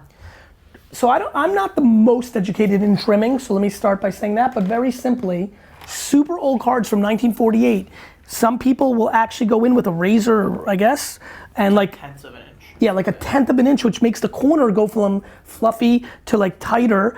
And if a human on the other side can't see it, they'll grade it a 5 instead of a 4, or a 7 instead of a 4, and that can change the price value enormously. It's a very, very, very scary thing that, you know, you have to trust that the government, which has been paying attention to this more, and the companies are policing themselves. PSA, BGS, aka Beckett, and SGC, and then even the smaller players or the ones that are thinking about getting into the game, they have to realize no different than the Wine Spectator, no different than anything else in the world. The people that grade comic books, this world I'm sure has the same thing. I'm less educated, but like, what are the, like, you're only as good as your actual truth. That PSA goes out of business if everybody stops believing them.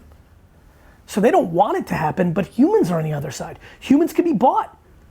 A basketball ref through games, right?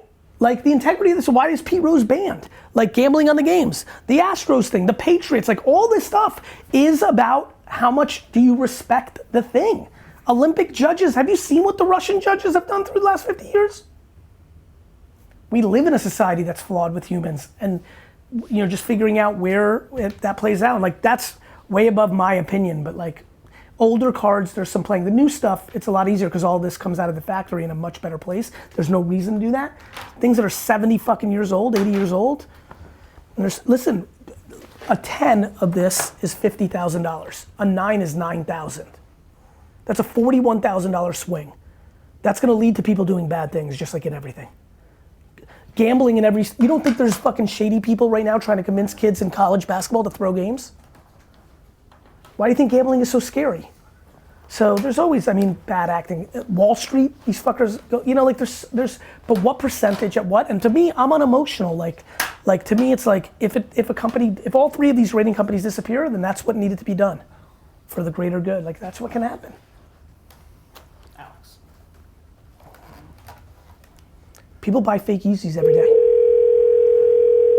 Human real life. Cards are just like every other thing. Fake gold, fake diamond rings, fake art. Hello? Alex. Yeah, this is Alex. This is Gary Vaynerchuk. Harry, what's up? Life is good, bro. How are you? I'm doing great. I'm watching you on live stream and basically putting information into for live trading cards Discord and just trying to relay as much value. That's very nice. Thank you for that. I know there's a bunch of Discord groups that are really rocking and rolling. Yeah, it's been a lot of fun just participate in and just try to help like some of the new investor or collectors just learn more about the hobby and it's one of the reasons why I wanted to do this today is there's so many people getting into the hobby because of me and because of many other people besides me. And what I've noticed from a small group of my followers is some of them are just jumping in without doing any education, without any knowledge. They're like, GaryVee, look what I bought. I'm like, they're buying like a 7th tier grading company's card. I'm like, no. So this has been there's an exciting couple hours for me to like really help keep the conversation going. And I encourage a lot of the people that follow me to go on Twitter. There's so many people that have been in the game longer than me. Like they're gonna have their points of view, but they have tons of historic context. And I'm excited about where the hobby can go. What can I answer for you? I'm excited as well. One thing I was curious about was saw all these Luca base cards just like skyrocket in value, like double, triple. Like a base card will be worth like $600-700 now. Meanwhile, like you can get a red and blue or green or other parallel for almost the same price or less even. So I was wondering if you think that some of those parallels or rarer versions, number cards, are going to see the same proportionate increase in value as the base, if it will just take longer, or will base prices I don't think so. When you look at other industries, when a mass injection of people comes in, their financial status doesn't allow them to buy the super premium as much of the entry. So I think base will outpace the super premium because it's awfully hard to buy an $8,000 Luca. Right. I would argue the reason I'm starting to buy Topps regular and hoops is that it even has to go lower than Prism, because guess what? A $700 single card of Luka Doncic on Prism is not what the average human being is going to be jumping into. Right, but do you think there will be a percentage of the new masses that come in will get more educated on the various products? Yes, yes. Okay. But I do not believe over the long term, with a heavy influx of demand, that you'll ever get the super premium to grow as much because of the affordability and the risk factor. So if the super premium may grow on like a normal trend line that it has been. I think more than a normal trend line, because just the mass of influx. But to your point of where you're going, not potentially as great as some of the base. Got it. So it will not be proportionate. That makes sense. No, but brother, what we've been talking about today is like, what if optic becomes it, not Prism? What if SGC becomes the play, not PSA? What if, like, there's a lot of fucking variables that we're not, bro, I'm like so scared that I'm right about the stickers. Like, I'm looking at the Panini sticker Zions more than the base Prisms. I haven't bought any, for disclosure, but I've been like literally the last 2 nights almost pulling the trigger of wrapping up all the Prism PSA 10 stickers for Zion on Panini stickers that, as you know, nobody in the hobby gives a fuck about yet. Right. I mean, I haven't gotten into it at all because I've just been thinking it's just all about Prism and Prism only. Yeah, listen, me too for the most part. I've only gotten hot on Topps regular, and because before it was Topps Chrome during that era, and Optic really in the last month, because I'm like, oh fuck, Lucas were $35 to $70. Now they're $600. Like, the normal person that wants to get in for $1,000, it was one thing to buy 30 Lucas. I mean, if you spent $1,000 when I was yelling about Luca at $35 and bought 30 of them, you have $18,000. Yeah. That's fucking nuts.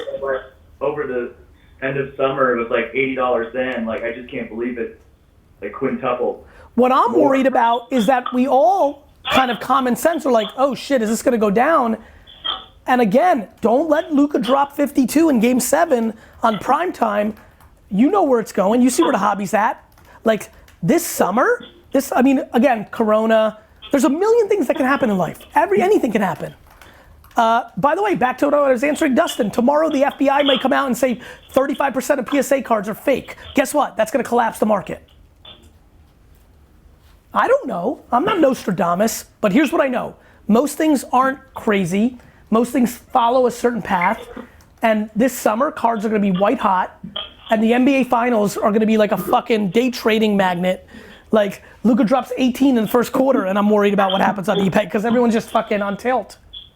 Right. I think a lot of people, like, spend a disproportionate amount of their time worrying about, like, the micro trend. Correct. Instead of kind of looking at the big picture, like, over time. Like, by the way, yeah, go ahead. Stock market, but over the long run, like, the stock market's always going to go up. Why do you? Sports cards are more volatile, but over the long run, they'll probably still go up. Brother, they're not more volatile if you look at the last 90 years. This is why I'm holding in my hand right now Kobe and fucking Gretzky and Hulk Hogan and Magic and Bird. Over the next 30 years, I feel great about that. I'm not worried about if I've got 20% of my energy worried about Juan Soto, Pete Alonso, and Acuna to make baseball more interesting to me to flip at the National. That's 20%. I'm worried that that's everybody else's 100%, and that's how they're gonna get burnt. Yeah. At the same token, I think Giannis and Luka, my opinion, potentially are top 25 players of all time. I hope so. I think Kevin Durant comes back next year and goes ballistic in the New York market. Or he can get hurt again and be out, and then it completely collapses. Yeah. Listen, I wish I grew up with Pokemon. If I was giving everybody advice, if you fucking love Pokemon, go there. Because you have no risk of Pikachu getting hurt.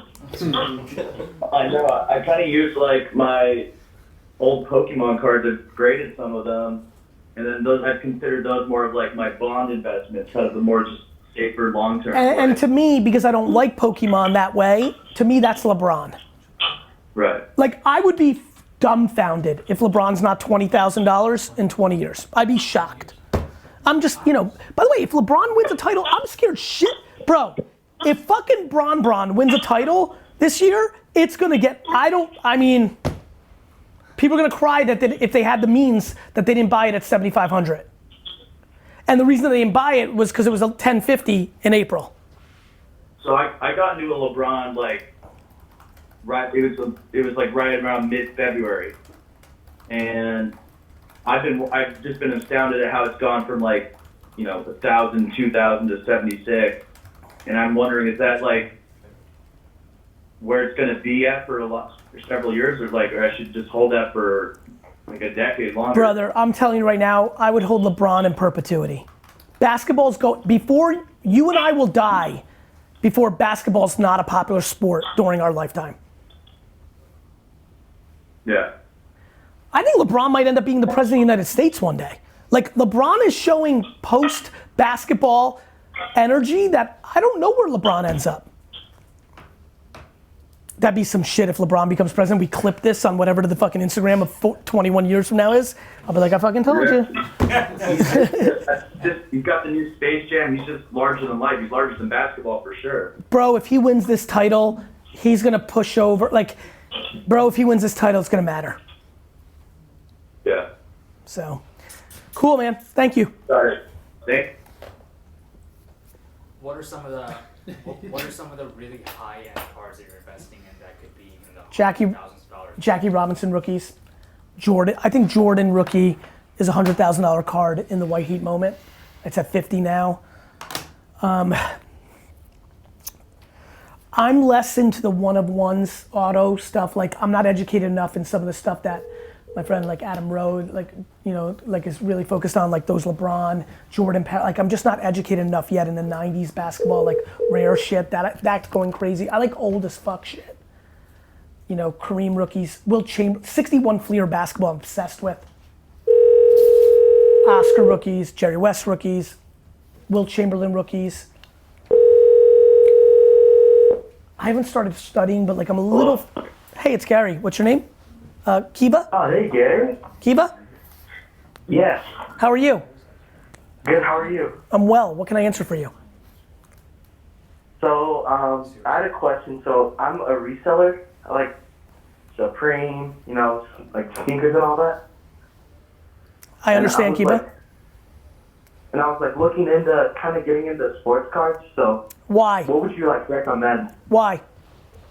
Well, obviously I saw with you said that the Giannis rookie would go up 2,000 3 years, but it went in 2,000 3 months. So me being kind of are you able to do this? So with Supreme and sneakers, when did you first get into it? Beginning of last year, maybe. And have you been able to get yourself educated, and now the dumb shit you made mistakes on when you first got into Supreme, fake sort of wrong stuff? Do you feel like you're a lot smarter at it? Oh yeah, of course. Good. Next. Yeah. Do you like sports? Yeah, I do. I love basketball. Well, then you're in good shape, brother. Take the next 50 hours of reading, blowouts forums, Twitter, a bunch of Instagram accounts. Obviously, I'm putting out content. Get really fucking educated. Completed items on eBay, StockX. Buy and sell prices. Go 50 hours deep. Go to a local card show.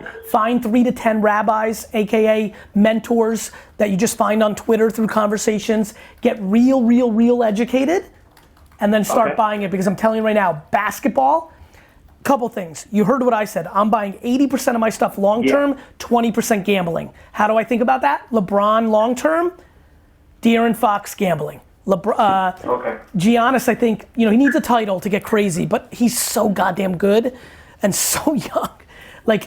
So that I would call that an 80% locked in, 20% gamble, because he does need a title. But Curry is kind of locked in. Everyone's forgotten about him a little bit because he's hurt. I like that with gambling, but what's your favorite basketball team? Right now, probably Lakers. or Pelicans. Right now on some bandwagon shit? Maybe. Where do you live? Texas, El Paso. Bro, you need to be a fucking Spurs fan. Or a Rockets fan, or a fucking Dallas fan. Were you a Spurs fan when it was fucking going good? No. Good. I was always with LeBron, like all the way I respect that. So where the fuck did the Pelicans come from? LeBron's not on the Pelicans. So, You decided to pick Zion for next? Yeah, I thought Zion. Like I used to watch like Duke and all that, and I respect that. So listen, brother. Yeah. What you need to do is get really. So I had somebody hit me up that is a music manager and told me he bought 50 Kuzma rookies. I didn't even know he was into it. He manages one of the biggest hip hop artists. It was like a cold text the other night. I got super pumped because that's like an interesting take, right? If they're gonna make a run, there's gonna be all eyes on that team.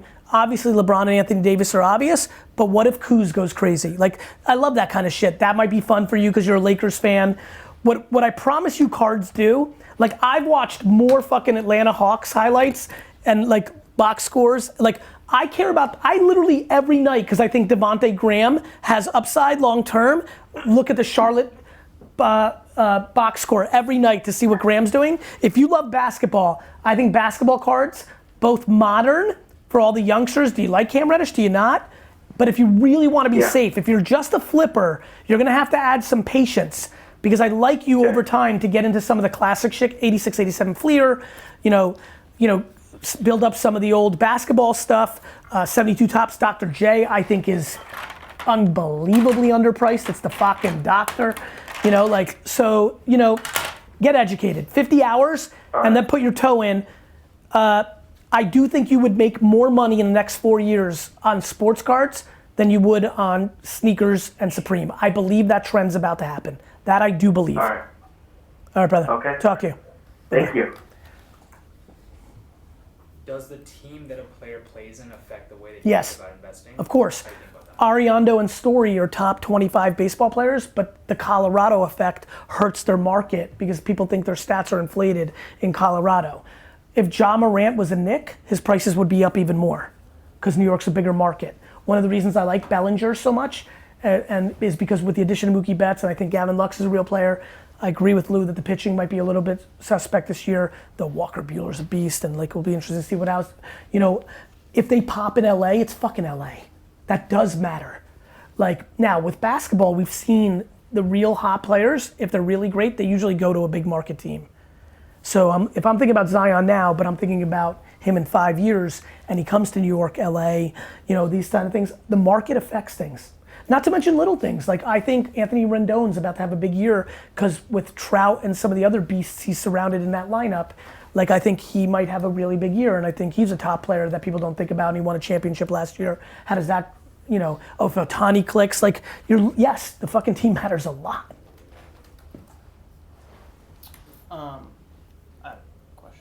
You have questions. Yeah, Go ahead. Esports.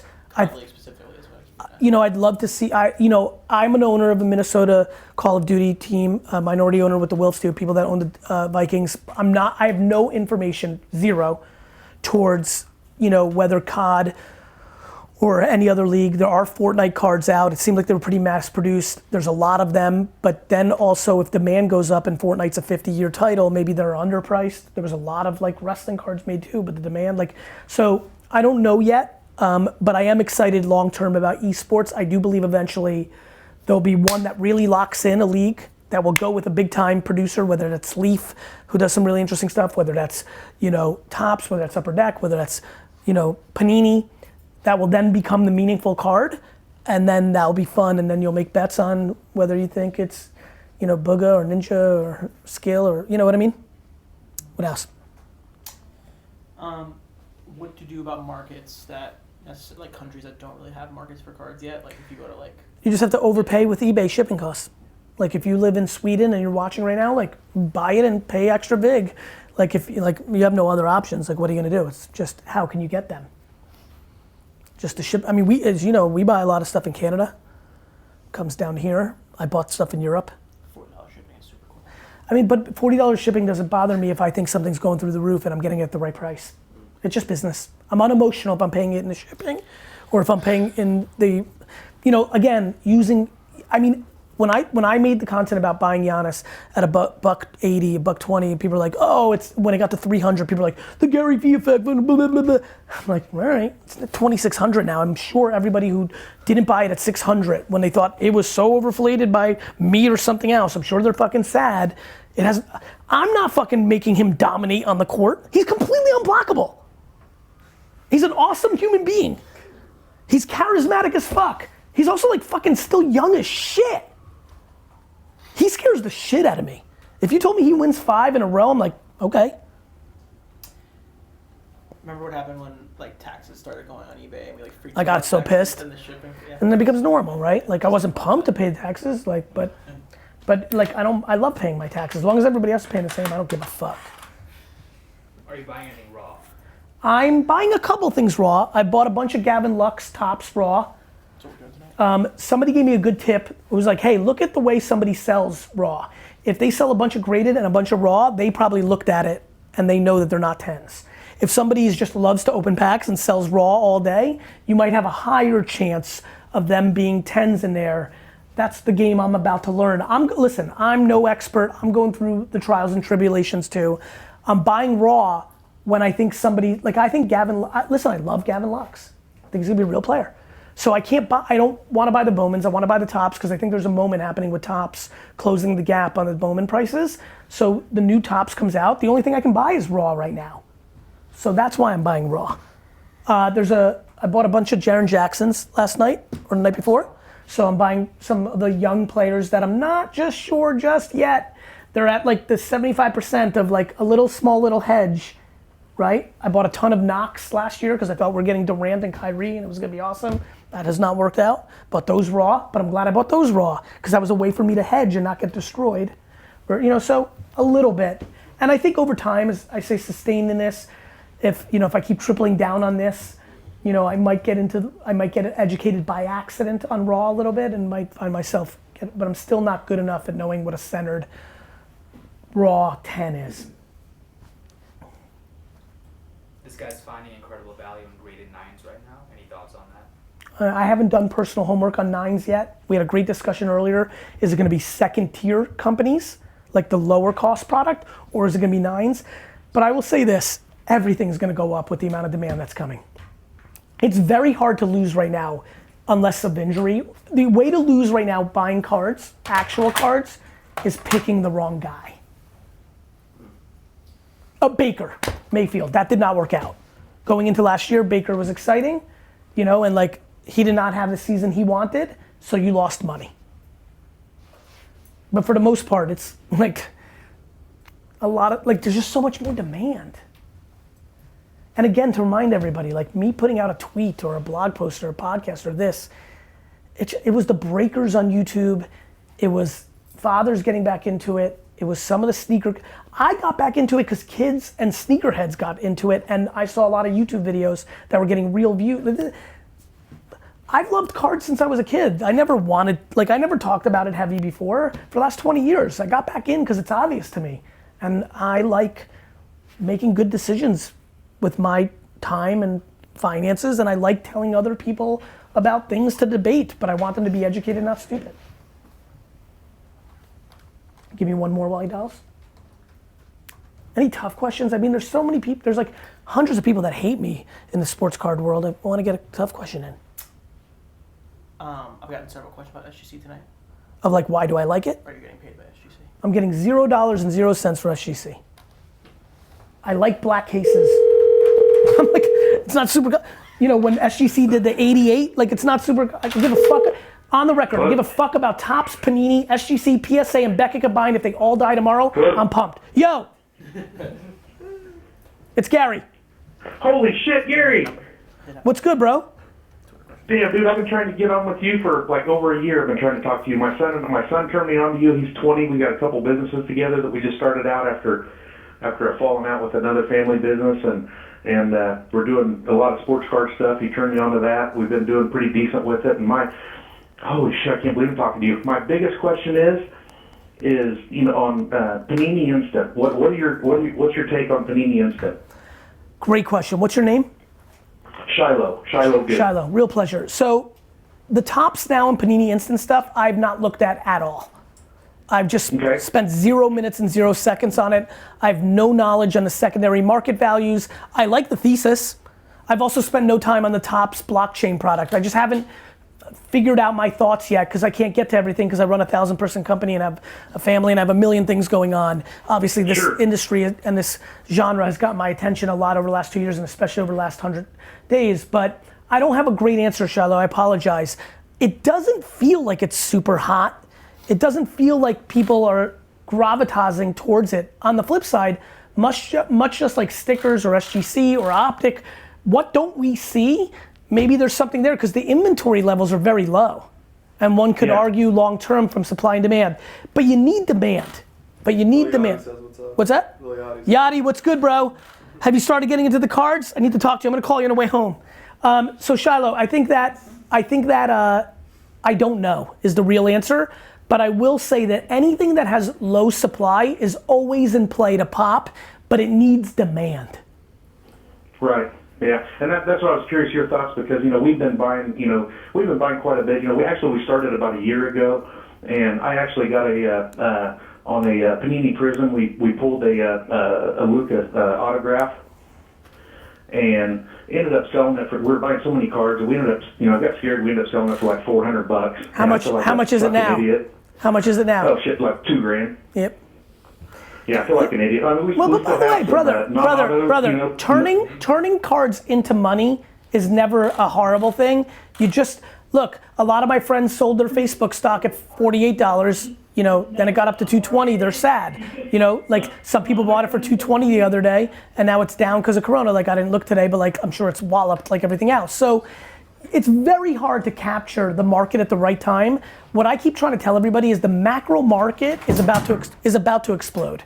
I think that we're looking at 1/10, 1/100th of the demand that we have right now in the next 24 months as news programs start to cover this, as people like Lil Yachty and like way cooler fucker, more important cultural people than me get into this, when some massive sneakerhead makes a blog post that they sold all $1 million of their sneakers and now have bought all sports cards and Complex covers that. Like 1:37 p.m. a media company I own is about to write about sports cards every day. Like I just think there's a lot more coming.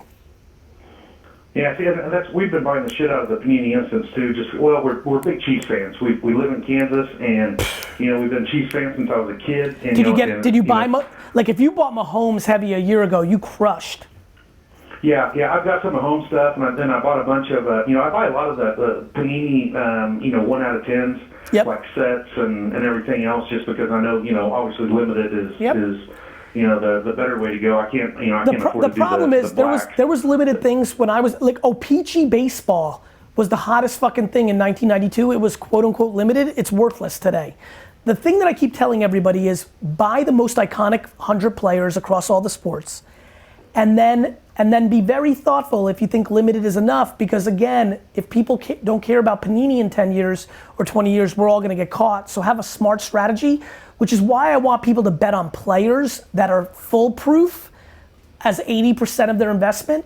Mike Trout, Brainy, like these things really, and basketball, because I think it's the macro, and soccer, Messi, Ronaldo, with a hedge on the up and coming stars like Felix and Mbappe. So I think there's a lot of cool stuff to bet on. Hey, will you do me one quick favor? Yes, sir.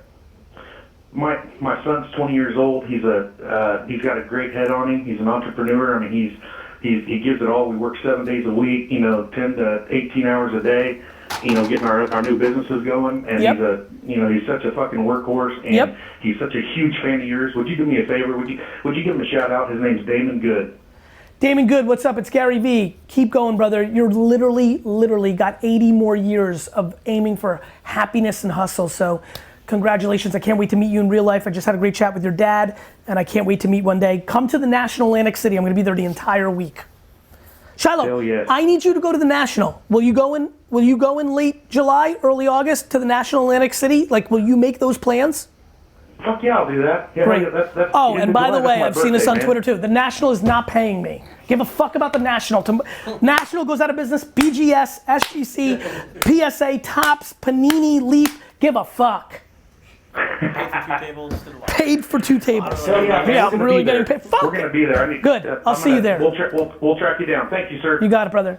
It's so fascinating to people that they would think if they knew anything about my life and know everything I've got going on, the thought of like running a pump and dump arbitrage for $100,000 in sports, like, yeah, that's why you guys are laughing, because you know my actual life, and people are just so siloed in like being the gatekeepers of their thing, as if you get to decide if people, somebody DM me, they're like, you have to collect to be in this. I'm like, what are you talking about? Why do I have to collect? That's like saying you have to wear sneakers, or you have to like look at the art every day, or you have to like eat sushi every day to be a fan of sushi. Like, what are you talking about? Who the fuck made you God? There's people that can flip, there's people that can collect, there's a million things you can do. The hypocrisy, people watching people, somebody's like, you're pumping, and then I go look at their latest tweet and they're like, Boba Fett, buy it now. Like, I'm like, what are we talking about here? The hypocrisy is fucking unbelievable. I'll see you all in 20 fucking years. For 98% of people that are razzing me, I was into sports cards before they were fucking popping out of their mommy. So I don't need your fucking shit. Let's keep it going. What do you got? As the stock market goes down, do you think that's going to affect sports cards? That's been really interesting because the market's getting annihilated and cards are going, like, I'm like, oh shit, like I'm in a weird spot. I'm like, fuck, should I sell some of my cards to buy Facebook and Netflix right now because they're wildly underpriced? I'm like, is that a better art? But I'm like, I literally had this talk with myself for the weekend. I'm like, no, I actually think LeBron's are gonna go up more than whenever I hit the bottom of fucking Facebook and go, like, I just don't think people see it the way I see it. I really think that every high net worth individual at 60 years old that today is 28 to 40 is gonna have a LeBron rookie in their home, and I think that's gonna get expensive. Andy Warhol went up. This is art for our culture. I know it. That's why I like oversized cards, right? Think about this hanging in somebody. What's good, bro? Hey, Gary. What's your name? It's Adam. Adam, what's good? So I had DM'd Lou a question actually about the 90s era Shaq cards. So basically, like with that era, like there's so many different cards. And so much supply of those cards, right? Exactly. That's like my theory about those cards in general is that like I think the brands like Topps are going to be good in the long term, because what ends up is going to happen is that like new collectors are going to come in and they're going to see Topps and they're going to say, oh well, Topps must be the brand that I need to get, right? Is that something? What do you think about that? I don't know if that's true. I think Topps is an iconic brand, and I think long term, I grew up during the era where Donruss was more popular than Topps, and then Upper Deck and Leaf were more popular than Topps, and here we are, and Topps is here. So I think in baseball, there's a lot of historic value. You know, I don't know. I mean, look, I think Beam Team Shacks are probably, Stadium Club Beam Team Shacks are probably gonna end up being very underpriced because of the, I think you have to deploy real economics against this, real tried and true global economics, meaning supply and demand matters. There is a lot more Topps regular Shacks than there are Beam Team Shacks, plus the hobby has decided the Beam Team Shack is the rookie. On the flip side, to your point, and I made it earlier, I do think as the hobby gets 10x more popular, the lower end is got a chance to go up even more than the high end. And so, you know, does a Beam Team thing go from 1,500 to 3,000 while the regular Topps, I don't know what the regular Topps Shack goes for right now, but does that go from 30 to 300, 10x versus 2x or 3x? That's gonna be a very interesting debate. I think what I like about the lower end going up faster than the higher end is the majority of people who are watching right now, if they want to make a bet, are in a better likely chance to buy 10 Topps PSA 10 Shaq rookies or Fleer. I like the Fleer a lot because the color scheme makes it hard for that to be a 10 grade, but that's not here, not there. I bought 10 Fleer at that point, right? More? Less? 13 maybe? I remember I bought it once, I was all excited. Because it's like gold, like it was kind of like these are hard, like the white stuff doesn't bang up as easy on the gray, like nonetheless, I'm getting a little nerdy here, but yeah, I like that you can buy 10 Shacks and they 10x instead of you can't afford 10 beams and the beam's only 3x, similar to the Prism high end that we talked about earlier. Make sense? The Shack actually, I think, so 90s b-ball cards on Instagram had given me the tip about that, and I actually had DM'd you about that one, the one with the black jersey, right? That's Yes. one you bought. Yes. Yeah, so I bought a couple of those over the summer for $30, And now? I just recently sold two of them for two total for $170. So the Shaq cards, even the regular tops, I bought for like $20. If Shaq was during the pre-era of the junk wax era or the post era, he'd be some of the most expensive cards because he's a cultural phenomenon. Right, for sure. That's what I looked at. I looked at those cards. And to your point, if basketball listen, Shaq, earlier the junk wax era, is it underpriced? I would argue Shaq is a running take as one of the best junk wax era cards to buy because the demand may even outpace that enormous amount of supply. Yeah, I agree. Right. So I do have one other question about baseball. Yeah, please. So something that I noticed was that the Bowman Chrome first Bowman rookies are starting to either be less than the regular Topps rookies, like in Mookie Betts' case. Like the Mookie Betts Topps update is more expensive than the Mookie Betts Bowman Chrome card. I'm seeing it too. But for so long, it had been the opposite. I know. And I'm not sure. By the way, bro, I have. And don't forget, I've been watching for 2 years, and I only thought Bowman. Bro, this is what I'm telling you. When a lot more people get involved, the hobby and the way they decided things is gonna change. It's very simple. If there's 30,000 people into something, and their collective energy decides something, because that's what a hobby is, and a market is, and now there's 400,000 people in it, there's a chance that things will shift. I've been blown away by that dynamic. Even when I was a kid, Mariano Rivera 92s, like Bowman was more powerful than Topps, right? Now all of a sudden, to your point, I'm seeing more of a push towards the Topps considered rookie, whether that's an update, a Series 2, a Series 1. That's why I bought a bunch of Gavin Lux raw. Like, I don't know what else to tell you. Like, yes, I see that happening too. Is that a micro 5-second trend, or does that become the trend? Again, I don't know. I'm just trying to tell the collective hobby, be prepared for new things to happen if hundreds of thousands of people get involved. Yeah, totally agree. And then, so I have one other question. Hopefully this will be my last question. So what do you think of the inserts in Prism? So like specifically would be like Luca, so there's like 3 main ones, but like the 90s stuff for the most part, like the inserts are what's most popular. So but weren't those things numbered so low? I'm undereducated on 90s basketball inserts. It's one of the places I want to get educated on. I know Nat and others like are really heavy on that. That shit's super hot. It's really expensive. I'm very undereducated on it, but correct me if I'm wrong. I'm asking you if you know. Those things were like numbered to 75 or 200. Like these Prism numbers I think are far greater, no? So that, I mean, I don't know the numbering stuff. I don't know, but I just know that like from talking to people who collect those types of cards, like they've told me that the 90s insert was much more popular than the regular rookie, which like I don't like. I've been looking into PSA numbers for some of the inserts, and they're like in the 200s. But like obviously, if they're numbered to like 75 for the 90s cards, like that's obviously a difference. But that's kind of what I was looking at recently, at least. It's a really interesting take, brother, and like honestly, I'm excited because you're gonna make me look at it right now. Like, yeah, I mean, I think it's an interesting conversation. I just have knowledge if the Zion and Luca inserts are a good way to look versus the base. I just haven't started that process, but hearing you articulate it, I'm like, huh. I promise you that I'll be taking a flight in a couple of months and I'll remember this call and then I'll spend 4.5 hours flying back from LA to New York, literally just doing homework on that. And I think that's an important part that a lot of people are missing right now that are jumping in. I did hundreds of hours of homework, going to shows, reading forums, reading Twitter, following Instagram accounts, looking at completed eBay and StockX numbers at nausea before I even started coming up with hypothesis or tweets. Yeah, I mean, that's all, for me at least, that's what, one thing that I think can get a little nervous, that gets me a little nervous when people come in and they're just like, I have $600 to spend or I have $500 to spend.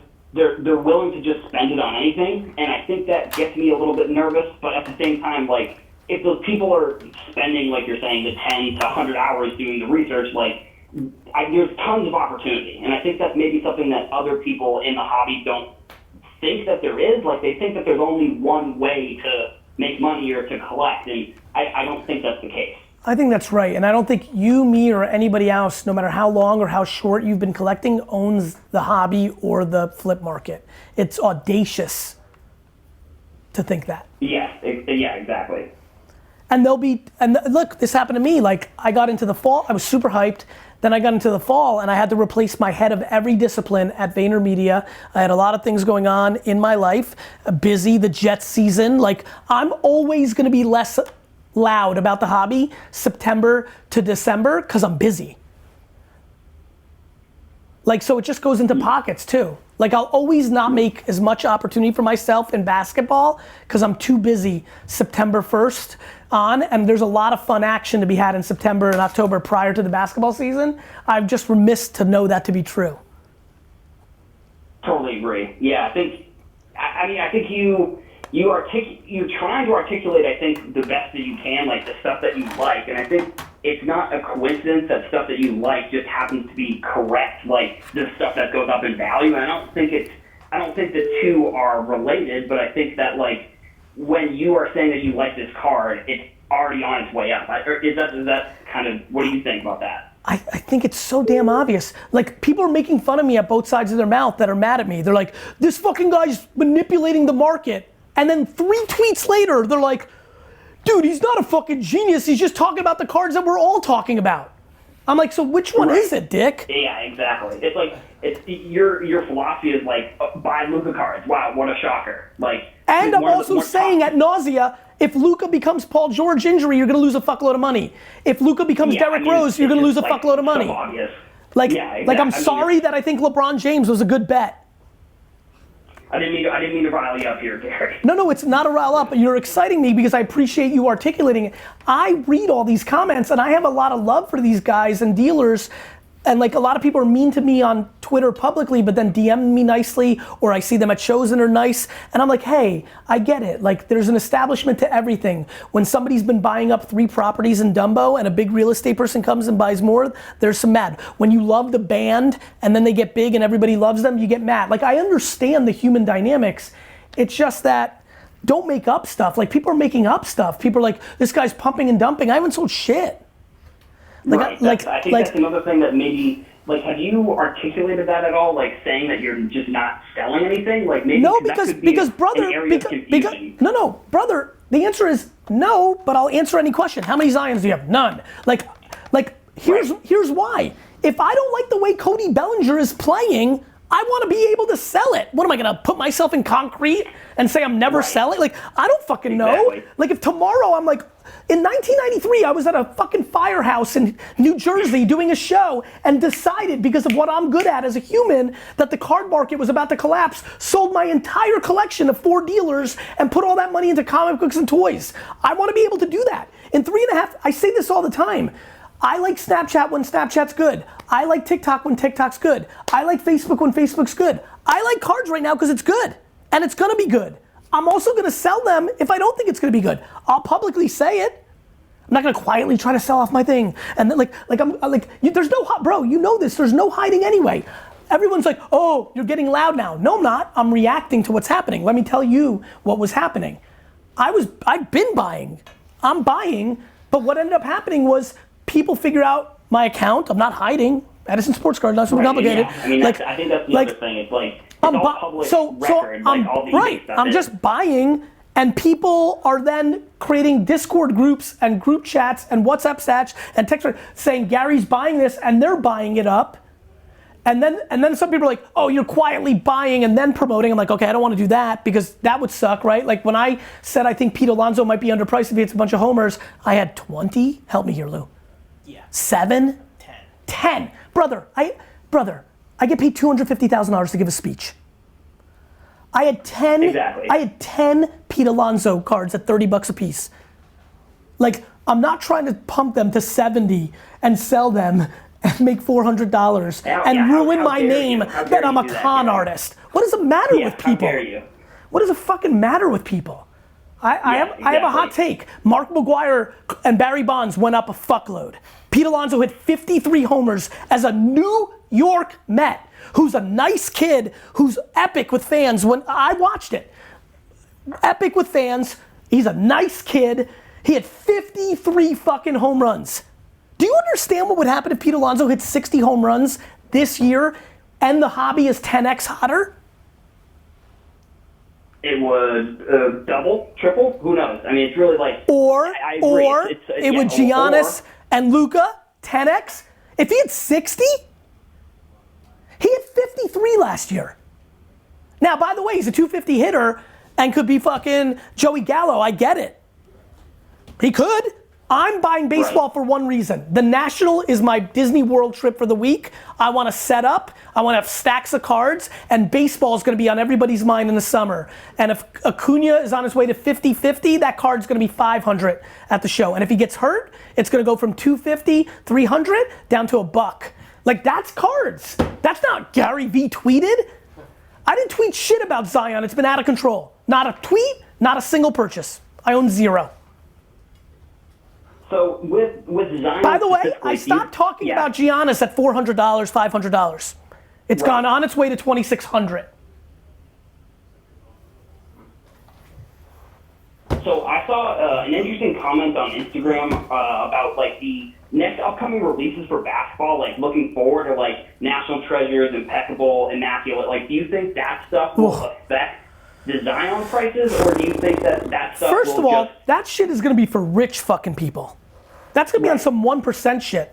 Like, National Treasures are expensive to me.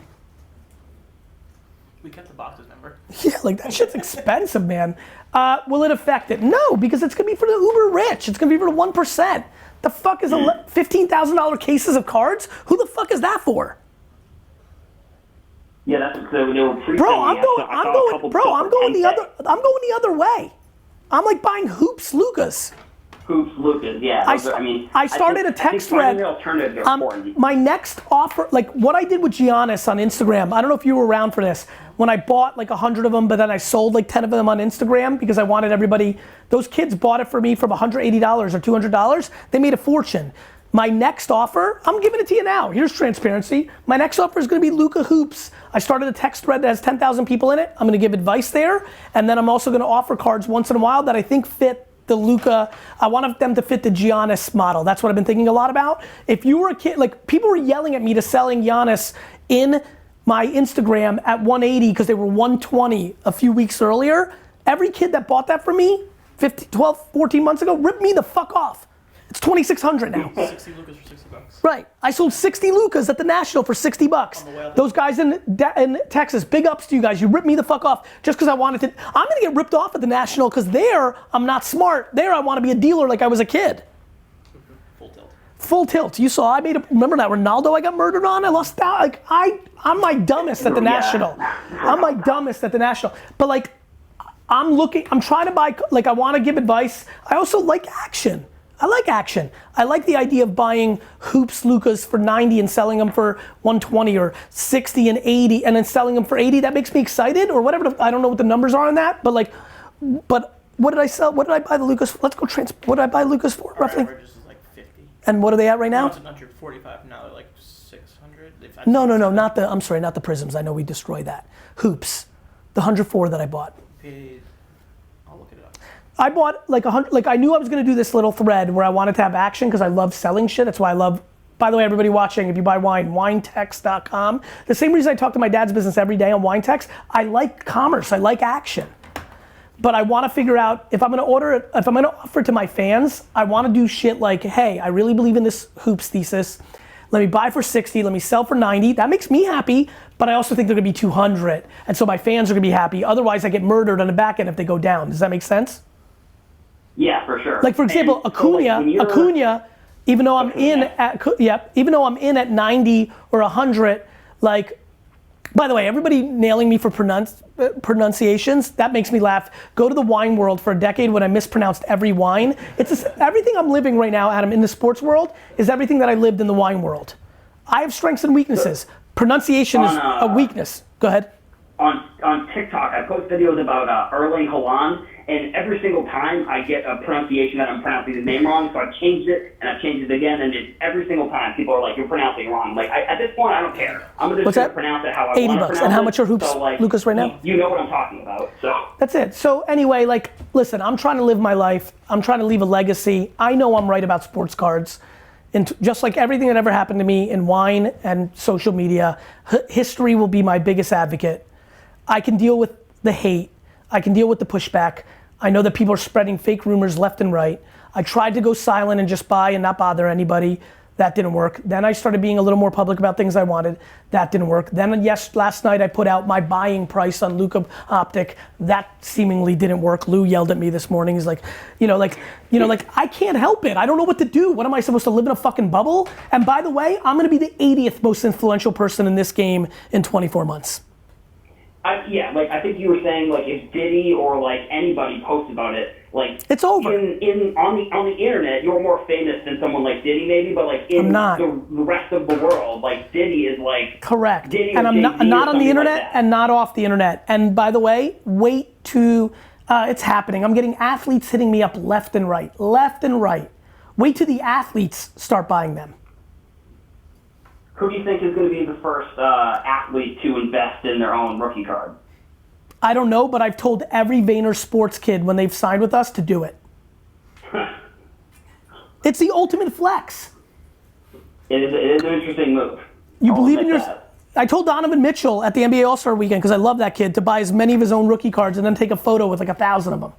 Oh my God, that'd be hilarious. That's betting on yourself. I mean, it's just that. It's just fun. Anyway, thank you, brother. This was very good. Yeah, thanks. See ya. Some more. Well, Lou, any other tough? I want to get some of the tough questions. If you got anything, you got anything? How much have you spent on cards so far, and what do you expect? Millions. I mean, look, I'm willing to be transparent. I don't need to give everybody every goddamn thing. I'm not willing to take my pants off and be naked. But millions. Why? In the same reason that I stopped investing in startups for 3 years. It's because I believe. Now, I bought in some really old stuff, really expensive. My volume of cards is not that high. I'm not buying thousands of these low. It's been more because I'm buying very high-end stuff. The class I'm eating my own dog. Everything you will hear from me forever is what I'm doing.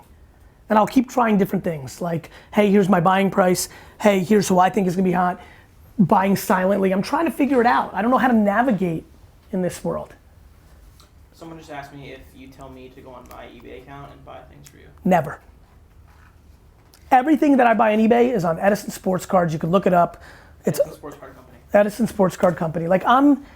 Lou, please create some color here. You know me. Please help me. Say something that makes sense. I don't fucking know. 20 years of knowing Gary. 2.5 years of buying cards. Started with Hakeem PSA 8s that we were buying off center. Remember that? Yes. OCs. Yep, I made all the mistakes. Got to get educated. I thought I was educated. I got more educated. I helped you research because you can't do it all. And then I bought nothing for the last 2 years and 4 months, and I finally bought my first cards 3 weeks ago. Yeah, there's a lot of confusion, and people are very... Yeah, you did buy it for me, actually. People are confused and think that there's things going on that are not going on. For example, there's just no Zions. I can't believe that's a thing. It's crazy. People think that you're single-handedly manipulating the Zion market. Don't own a single Zion. I have a single tweet, don't have a single purchase. I don't know. The only thing we sold is Deshaun Watson. You tweeted about it I fucked that up. I was right about Deshaun. I thought he was underrated, so I bought that lot and I fucked it. And they were Optic, which I think are underpriced now. Potentially.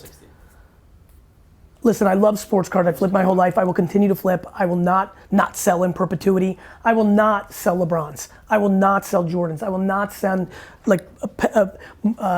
Ronaldo, Magic. I'm not selling any of these Magic Bird cards. If you saw me at the National, most of my case was not selling. Yeah, we had the cool one. Giannis, that was right. Yeah, not selling. I bought Giannis there, and everybody, kids, I was listening. Kids would sell me Giannis and they were laughing. They were like, I bought it for 600. They thought, I manipulated it from 120, 600. They'd walk over a little bit. I have big time ears. And they're like, hey, Gary's such an idiot. And they were wrong. Just like the guy that bought 60 Lucas for me for $60 at the end of the show, because I love selling. I love selling. I'm sorry that I'm an entrepreneur. I apologize. We doubled on those stuff. Yeah, I get it. We were pumped 30 to 60, but meanwhile, they're 600 now. I don't know if you heard. No. What else? What else? Tougher questions or feedback? How do I make passive income? No such thing as passive income. I'm looking this shit up every night for 3 hours. This is not Literally about every night. every night. I'm spending an enormous amount of time looking this shit up. I'm doing homework. I'm looking for angles, things that people don't see. And anytime I'm looking for things that people don't see, Ken SGC, because they got cool black. I think this is, I asked fucking like 100 people that were normal. Which one's cooler to you? This one. So I'm like, I wonder if that becomes a thing when 400,000 people come in. When people start analyzing SGC versus PSA, everyone's like, what's a Harding grading company? But also it's a small company. Like I said, it could go out of business. But as soon as I'm looking for new angles, oh, you're manipulating it. Are they paying you? Is the National paying you? No, I fucking love baseball card shows. I just want all of you to come. I like hanging out. It's so fun. You know, like I don't get it. Like old Lou, like I was devastated he couldn't come. Right? I was crushed. I called you like 10 times. I'm like, he had a business thing, but like Atlantic City this year, whole week.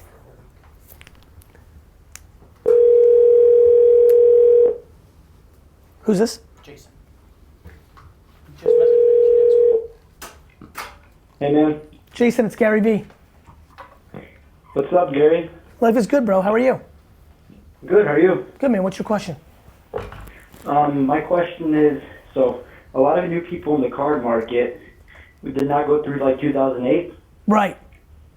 So what do you think, if history repeats, what do you think is going to happen in the card market? The same thing that happened in 2008 and happened in 2001 and every other year I focused on, the tippy top shit is gonna go down 20 to 30% max, and the players that didn't pan out the way you thought they would are gonna collapse like crazy. All right. Which is why 80% of my money is going into forever, and 20% is gambling on Joe Adell or De'Aaron Fox. Got it? Whereas what I'm worried about is that everybody puts their money, even in great prospects like Juan Soto, he's still a baby. Yep. So like, you were saying like new rookies like Zion would be like gambling. I believe that Zion is still at this point gambling. What I'm sure people that sat through LeBron will tell you is if Zion becomes LeBron, this is the cheapest they'll ever be. I think everyone's on tilt right now, and I do think that in the off season things could come down. Even Acuna went to 300s down to 250. Like you got to kind of watch it. I do I believe there'll be pockets of, if Zion becomes LeBron, do I believe right now that there will be still a couple of pockets where Zions will be less than they are right now? Yes, I do. I think during the NBA offseason, when everyone's deciding between Daniel Jones and Darnold and Baker, and do you triple down on Mahomes, and where does Brady end up, not the Patriots, and what does that mean, and Stidham, and I think our attention will go to the month before. I mean, so much of, everyone's like, Gary, baseball, Bellinger. I'm like, all the other baseball players are going up too. Why are you mad at me? Like, baseball goes up the month before baseball comes out. It's, Yelich is scorching. I'm not talking. I've zoned 0 Yeliches. I've tweeted 0 times about Yelich, and he is the best player potentially in baseball. Like, I just not excited about it. I've decided not to be excited about Yelich for my own random purposes. I'm hot on the Dodgers, so Bellinger and Betts excite me because I'm hot on the Dodgers, going really, really, really crazy offense hot, and it's LA. I like LA more than Milwaukee. Sorry.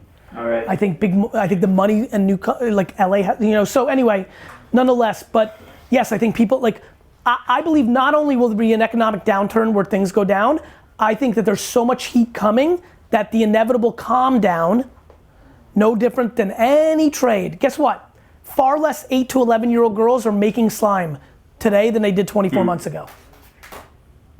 Right? Like, every trend has cycles, but cards have been around for 100 years. They've had multiple turns. Long term, it's a really interesting thing. And if I'm right that this is my generation's art, and you're in it for the long haul, and 80% of your shit is safe, I think it's about super safe, then I would call it middle safe. Luca and Giannis have showed us enough that they may be middle safe. Giannis more than Luca, but I kind of just believe in Luca. And then there's complete fucking gambling. In my world, that's called Sam Darnold and De'Aaron Fox and Juan Soto. In other people's world, it's, Jaren Jackson, or, it could just Trae Young, I don't think is locked, John Morant, I think, is a really good debate. They're very expensive. He's super dynamic, but would I call him risk? I would. Not to mention, some guys don't translate forever. You know, Vince Carter and Allen Iverson cards are very inexpensive. They did become iconic players. They just didn't grasp the hobby's interest. Peyton Manning.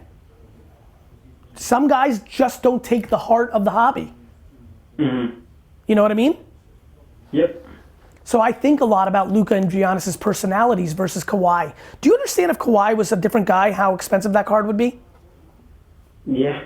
I still think they're undervalued to this day. Because you're looking at performance, not collectability and popularity. I listen to political experts tell me shit all the time, and I keep reminding them that the President of the United States is a popularity contest. Yeah. Tim Duncan cards should be 40x then, if you believe Kawhis are underpriced. True, yeah. I'm aware. But some people are culture, and some people are not. That's why I'm buying Kaepernick cards. Culture. True, yep. So, thank you, brother. Yep, thank you so much, man. You got it, bye. Somebody who was next to us when that 60 for 60 deal went down talked to him after, and what his plan was very strange. If you want to call this guy and find out what that's Okay, call him. We're not going to get to our grading strategy today. That's very clear. But this is too good. Yeah, but I'm upset. Well, you can be upset all you want. I'm the boss. Chris.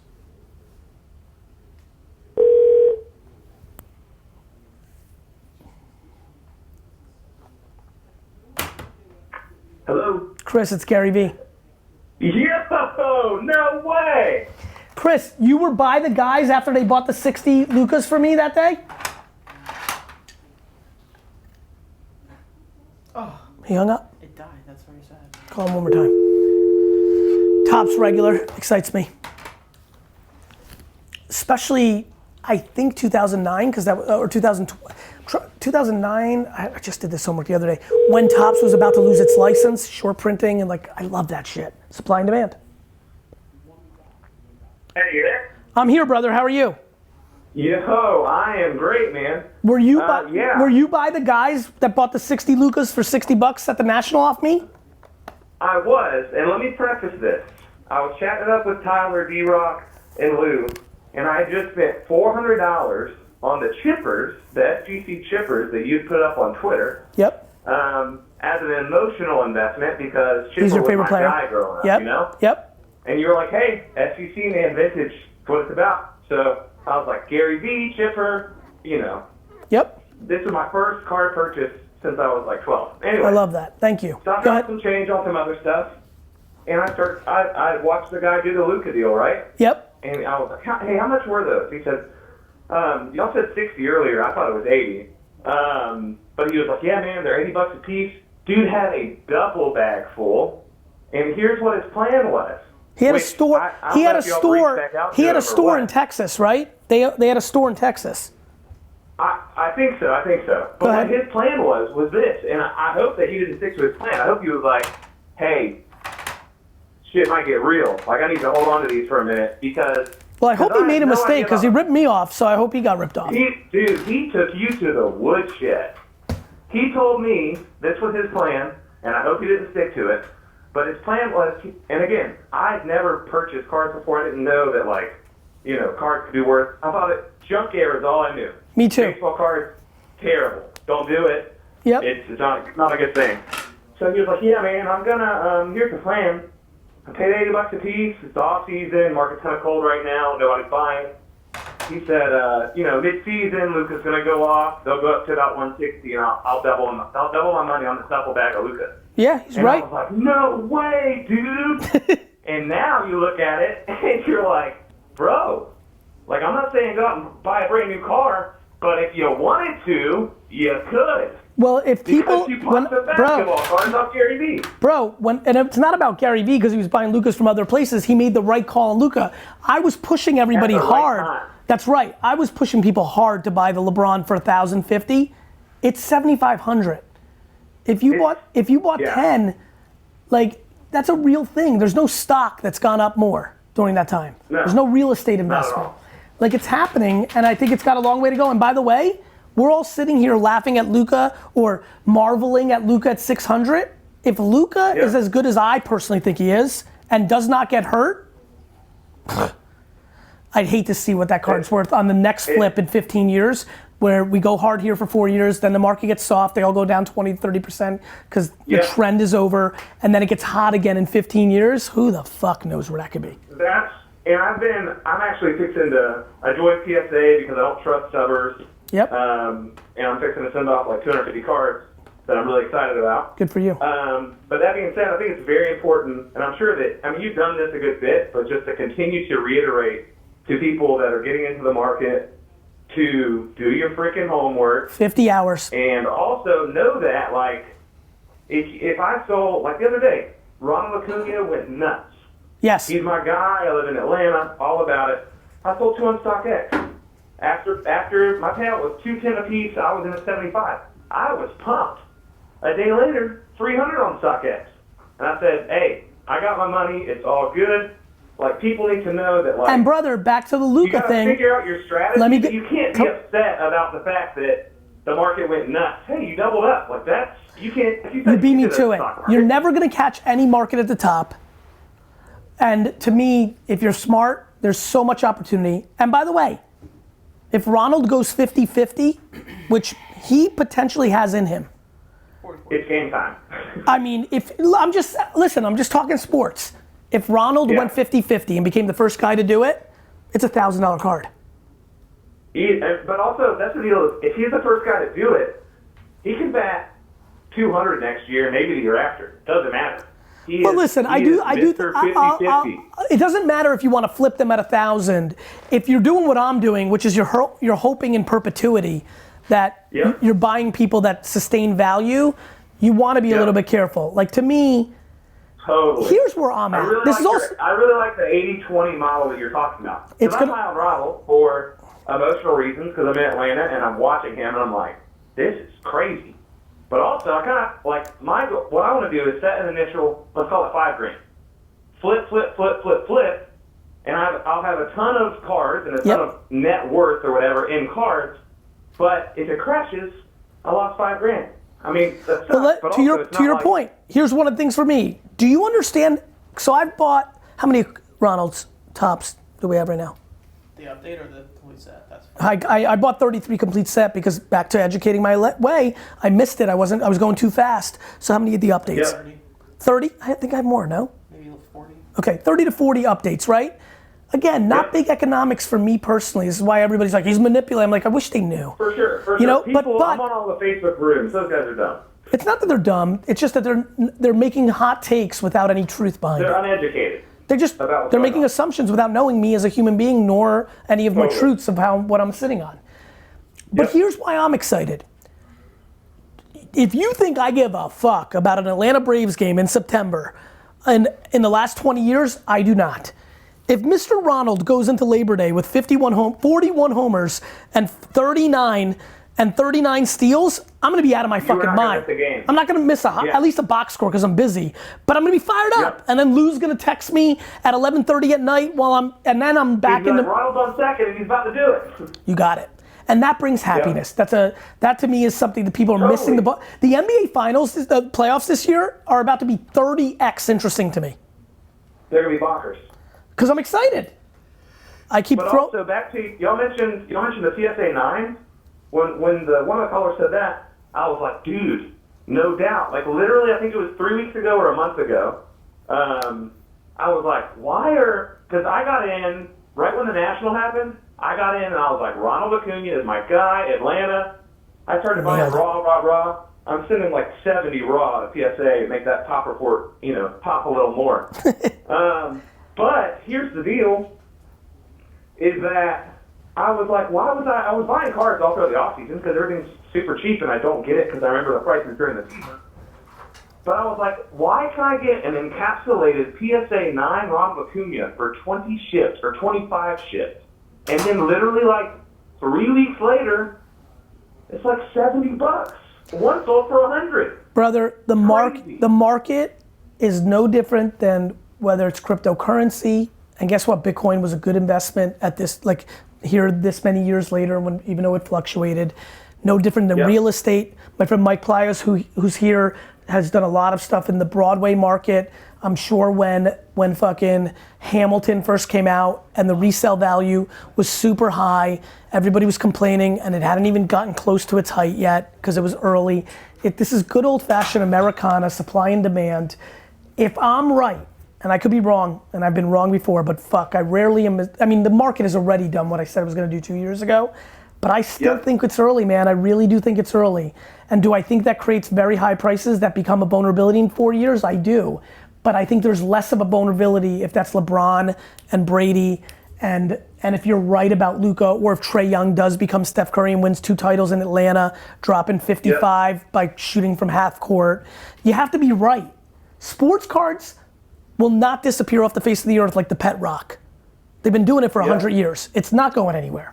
Which ones, which grading companies, which is it, like one of the big debates right now is it PSA 9 or is it Hoops PSA 10 on Luca?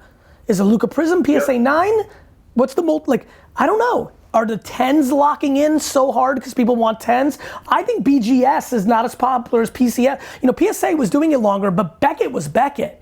And if Beckett made the decision to go 10 instead of 9.5, I think they would be even. Don't give away my secrets, Gary.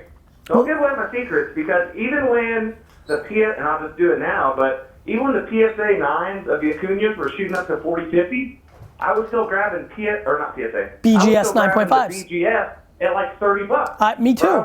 When I just real I was buying BGS 9.5 Ronald for $70. Brother, PSA was at like 200. I'm doing the same thing. I've been buying BGS 9. But also don't tell anybody I said that. So yeah, to me, it's when I go deeper and I'm trying to buy up inventory, I've been going BGS 9.5, not PSA 9. I could be wrong. I bought Ronald complete sets because I didn't read carefully and didn't buy Topps Update. Then there's the holiday shit. Like, I'm getting educated too. I'm excited about losing. This phone call is about me losing. I sold 60 Lucas for $60 for 3,600. For 3,600, those same 60 Lucas are now worth 36,000. not bad. That's a $32,000 L to my fucking mouth. Hey, but you told people about Luca, so that means you manipulated the market, right? Right. That's the biggest joke ever. As if like, it's not like I'm running around town saying, you know, oh, you gotta go hot on some guy who like sucks shit. Yeah. It's also really fun, like when you're in a city that has the superstar. Like I'm also really big on John Collins. Why? Because he's going 20 and 10 every night, and he's a good dude. I like John Collins a lot. I like John Collins. The problem is powered forwards don't pop as much. And see, you look at Durant. You look at right. You deal with you look at Durant. I'm sorry, I apologize. You look at Kevin Garnett. You look at Tim Duncan. Like the big men don't pop the way the scorers do. But then again, like John Collins his game is still developing, and he's shooting threes. So maybe his game develops where he's like a hybrid. To your point, his cards do pop. To your point, we're getting to the point where even if you're a 5, you got to shoot from 3. Yeah. So yeah, evolution. Amazing. And by the way, something I brought up here tonight, and then in 7 years, 2 founders really invent a grading company that puts it through a fucking computer, and it scans. And no humans there, and no longer are you worried about somebody on a take or trimming or anything. You have the money. You should make that happen. It's not about brother. This is a great way to recap this whole night. It's not about the money. It's about what you like to do and what you're good at. I'm not good. Yeah. 10 years ago, everyone's like, Gary, you're so right about Facebook and Twitter. You should start a startup. I'm like, I don't do that. I know how to use them. I don't start a technology company that grades cards. I make bets on stickers or SGC or a Jordan card that I think because it's art will play. Today the hobby doesn't like oversized cards. I think it will. I could be wrong. Yep. I could be wrong. You know, today I don't think the hobby. Or you could be right, which is what makes it fun. The Rock is more famous than every fucking athlete. Like, so there's just a lot of things. He ain't going anywhere. LeBron is for the next 100 years. He's their Jordan. Yeah. My favorite cards to buy. My favorite cards to buy right now are 61 Fleer basketball. Oscar, Jerry West the logo, Wilt Chamberlain. And why? My thesis. My thesis. You like it, or because nope. you like the prospect of the future of it? I don't like anything. I'm unemotional when it comes to this stuff. I like basketball's future. And I like Netflix and Quibi and Amazon Prime, so I think a lot of documentaries are coming. I would argue that Pippen and Rodman's rookies are about to go up because a 10-part docu-series is coming about the Bulls this summer, and for a lot of people, they're gonna get educated on how those players played, and I think Jordan rookies are gonna quadruple because it's gonna become cultural. No different than The Blind Side, no different than Miracle on Ice, no different than anything. It takes one thing. Nobody cared about Star Wars was in high school, and I was buying Star Wars figures at garage sales for $1 and buying out everybody's collection because I heard a rumor at a baseball card store that Star Wars movies were gonna come back. And then all those Star Wars figures that I bought for $1 started selling on eBay for 20 bucks a piece. My thesis is that basketball is the culture. It's the same reason I'm buying Pelés in the 50s and 60s. I think that basketball and soccer are the upside, and I think as we get deeper into basketball culture, this generation's Mickey Mantles and Babe Ruths actually then become Wilt Chamberlain and Kareem Abdul-Jabbar. And then God forbid, the coolest Netflix documentary is about Kareem or about Wilt or about Jerry. If a documentary comes out in a year called The Logo. That's the equivalent of like, what's his face? Somebody, Luca hit the game winner in Game 7. You got me. You got me. If in 24 months, at the prime of Netflix, they come out with a documentary called The Logo, and it's Jerry West's story, and it gets into the public consciousness, and that is in parallel with the white heat moment of the sports card world, which I think it will be. I think Jerry West rookie cards could be 4X what they are now, because guess what? There's a lot of Lucas. There is not a lot of 1961 Jerry West rookie cards running around.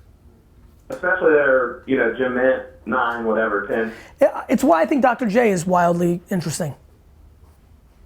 Yeah. So I just wanted to say one thing. Just Santa Claus is my dad, so we met you at the National. Just to I remember, bro. I remember. That was the best. Say what's up to your dad for me. He's the best. You know what else is crazy? Is the other day I put up something on my Instagram story about cards. I've been doing a couple. I don't have just for my friends. Cause I was like, look, I bought a Luca for $80. It's worth $550. And then I was like, I didn't buy Trout at $1,000. Now he's $2.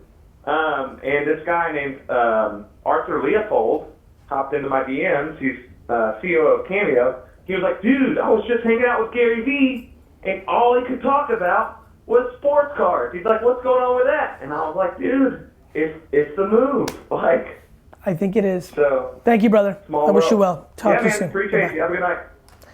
I'm wrapping up. I hope this brought some clarity, some value, some information. I'll be on social answering questions in perpetuity. I'm excited about it. I'm enjoying it. If you just want to collect raw cards of your favorite athlete and that is an enjoyment, good news, that's there for you. If you want to only collect classics and put them away for 20 years, I do think that's a good move.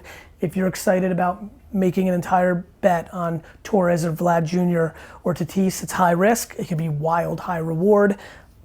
I think for people that bet on sports games, that's a better use of their money, so that makes me happy. There's just a million fucking ways to, if you just want to buy 2 cards just so you can enjoy baseball because it's boring as fuck for you now because they haven't marketed well, that's a good idea. If you just want to enjoy the NBA Finals more and you decide to look at who's going to make the playoffs and buy the superstar of each team, that's a good idea. Or if you don't want to do shit and you want to do like that one caller and go into Pokemon or Magic the Gathering, or rare stickers, I think that's a good idea. Or if you love like finding angles, whether that's a card that nobody understands, a genre that nobody understands, a grading company that you think has potential versus different, stickers, soccer, there's so many ways to do it. You're in charge, not me, not fucking everybody else, and just wait till you see what happens next. And don't blame the sports card companies who are now gonna make 10x the production. Of course we have the next junk wax era. Panini and Topps and Leaf and Upper Deck are not in the business of maintaining the hobby in a limited way to make sure the supply and demand gets up. They're in the business of selling cards. We're in the business of being educated that Prism this year is probably 4 times the production of Prism the year before. Do you think that they have an opportunity to sustain the demand because there's more people involved than before? Of course, that's what happened during the junk wax era. No, I'm saying they were making millions because millions were buying. But then inevitably, once the interest wanes, the people that... There's higher demand now or no? I don't know. I do not know. My intuition is no. I think a lot of people are like, it's better than ever. I'm like, you weren't there when there was no internet. Video games were still far less of a big deal than you think in 1987. There was Nintendo at scale, but like, it wasn't like full time. There was only 36 channels. There was no internet. There was no Netflix. Every single kid in my 6th, 7th, and 8th grade class, 89% of them collected and flipped cards.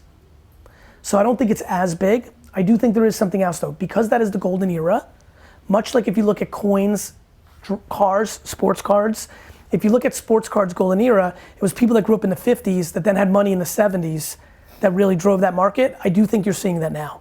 People like me who couldn't afford shit, jack shit, can now afford stuff, so they're doing that. So I think there's a lot of variables, but I don't think it's bigger than it was in 86 to 93. And I think what the card companies have done well is they've started creating 1 of 10s, super premium product. So there is some play, but I think to remind people, if you were wrong about Greg Vaughn or Mike Greenwell or Jerome Walton or Bo Kimball or Glenn Big Baby Robinson or Eric Davis, like if they didn't go on to be, I thought Eric Davis was gonna be Willie Mays. If he became Willie Mays, those cards would be worth something. Like this is about being right about players. Or it's about gambling and pulling a very rare card and you're allowed to do whatever you want. Or kind of what I'm doing, 80% classic, did the homework and looked at the last 50 years. When the market gets dog shit, it'll go down 20 to 40%. I won't be pumped, but I'm not gonna liquidate then because I'll never expose myself that I need the money. And then when it goes back up, it will continue to pick up the way they have. Anything else? Any other like tough questions? I'm pumped that you asked about the National, SGC. I continue to talk to Tops with Panini. Like, there was nothing more exciting maybe in my life's history than when this happened. Me being in a sports card that you can get out of a pack is still one of the great things that ever happened to me. And so, Fox Series 2 last night, there was 2 of them. you did? Yeah, that was the best. And I continue to like pound Tops and Panini every day. Like, hey, you wanna do something with me? Because I wanna open up packs with me and it's fucking amazing. I wasn't good enough to be in sports, so I never thought that would be in my journey, but so that's fun. So that's going on. Maybe in 7 years I buy an old brand. Never thought about that. I think hammering home the fact that like after the summer, a big thing was people freaked out because after the National you kind of went to sleep for a little bit. I went to sleep on my public content, but I was buying. I'm aware. I was bleeding underwater because VaynerMedia had a lot of things going on. The Jets season always takes away my attention. Yeah. Yeah, I think people are just like, the reaction is cool, it's almost summertime, it's almost national time, he's ramping back up again. I love the National more than breathing because I like being a dealer. It was the best moment of my life, but I do it once a year. But, you know, but I go to the Westchester show the other day and like nobody, like, people don't know. And by the way, tomorrow, because of a business opportunity or a family situation or something else, I may not be able to tweet about sport. You know me, I ebb and flow. I can't have sustained heat. I get too bored. I'm too interested in a lot of other shit, but I've been buying the whole time. And I'll continue to. Aggressively buying because I think it's a good deal. Not because of my health or because I love the sports card gods. I don't love anybody but my family. And Jet fans and my team and 99.9% of my content is to let my community, who is not as fancy as these car dealers that are mad at me, who do have only $800, the same audience that I told to go to garage sales and buy things for $1, if I believe in my heart that Luca's at $35 or underpriced, and I have a whole world of friends and followers that are in college debt to the tune of $70,000, and if they bought 100 of them because they didn't buy some dumb shit like I tell them not to do, or they saved and stopped buying coffee and bought 100 of them, they'd be out of debt.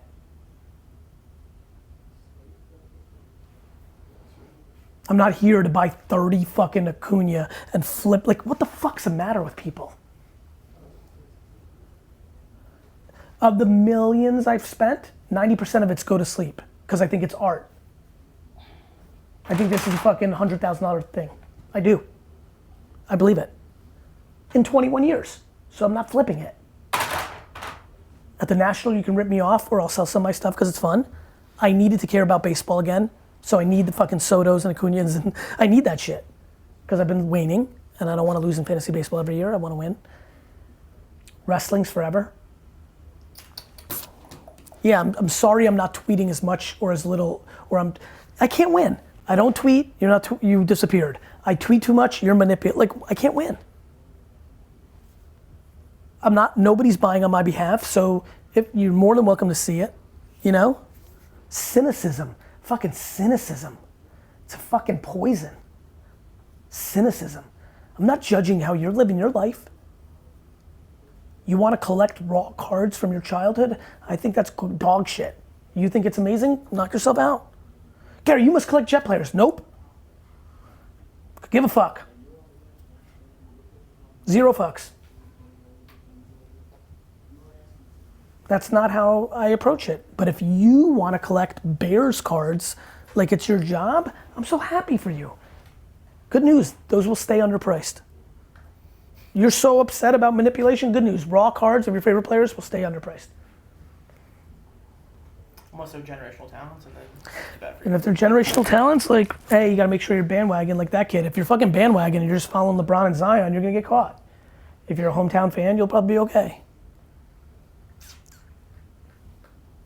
Plus, you can't get to everything. I think Francisco Lindor is a fucking big time player.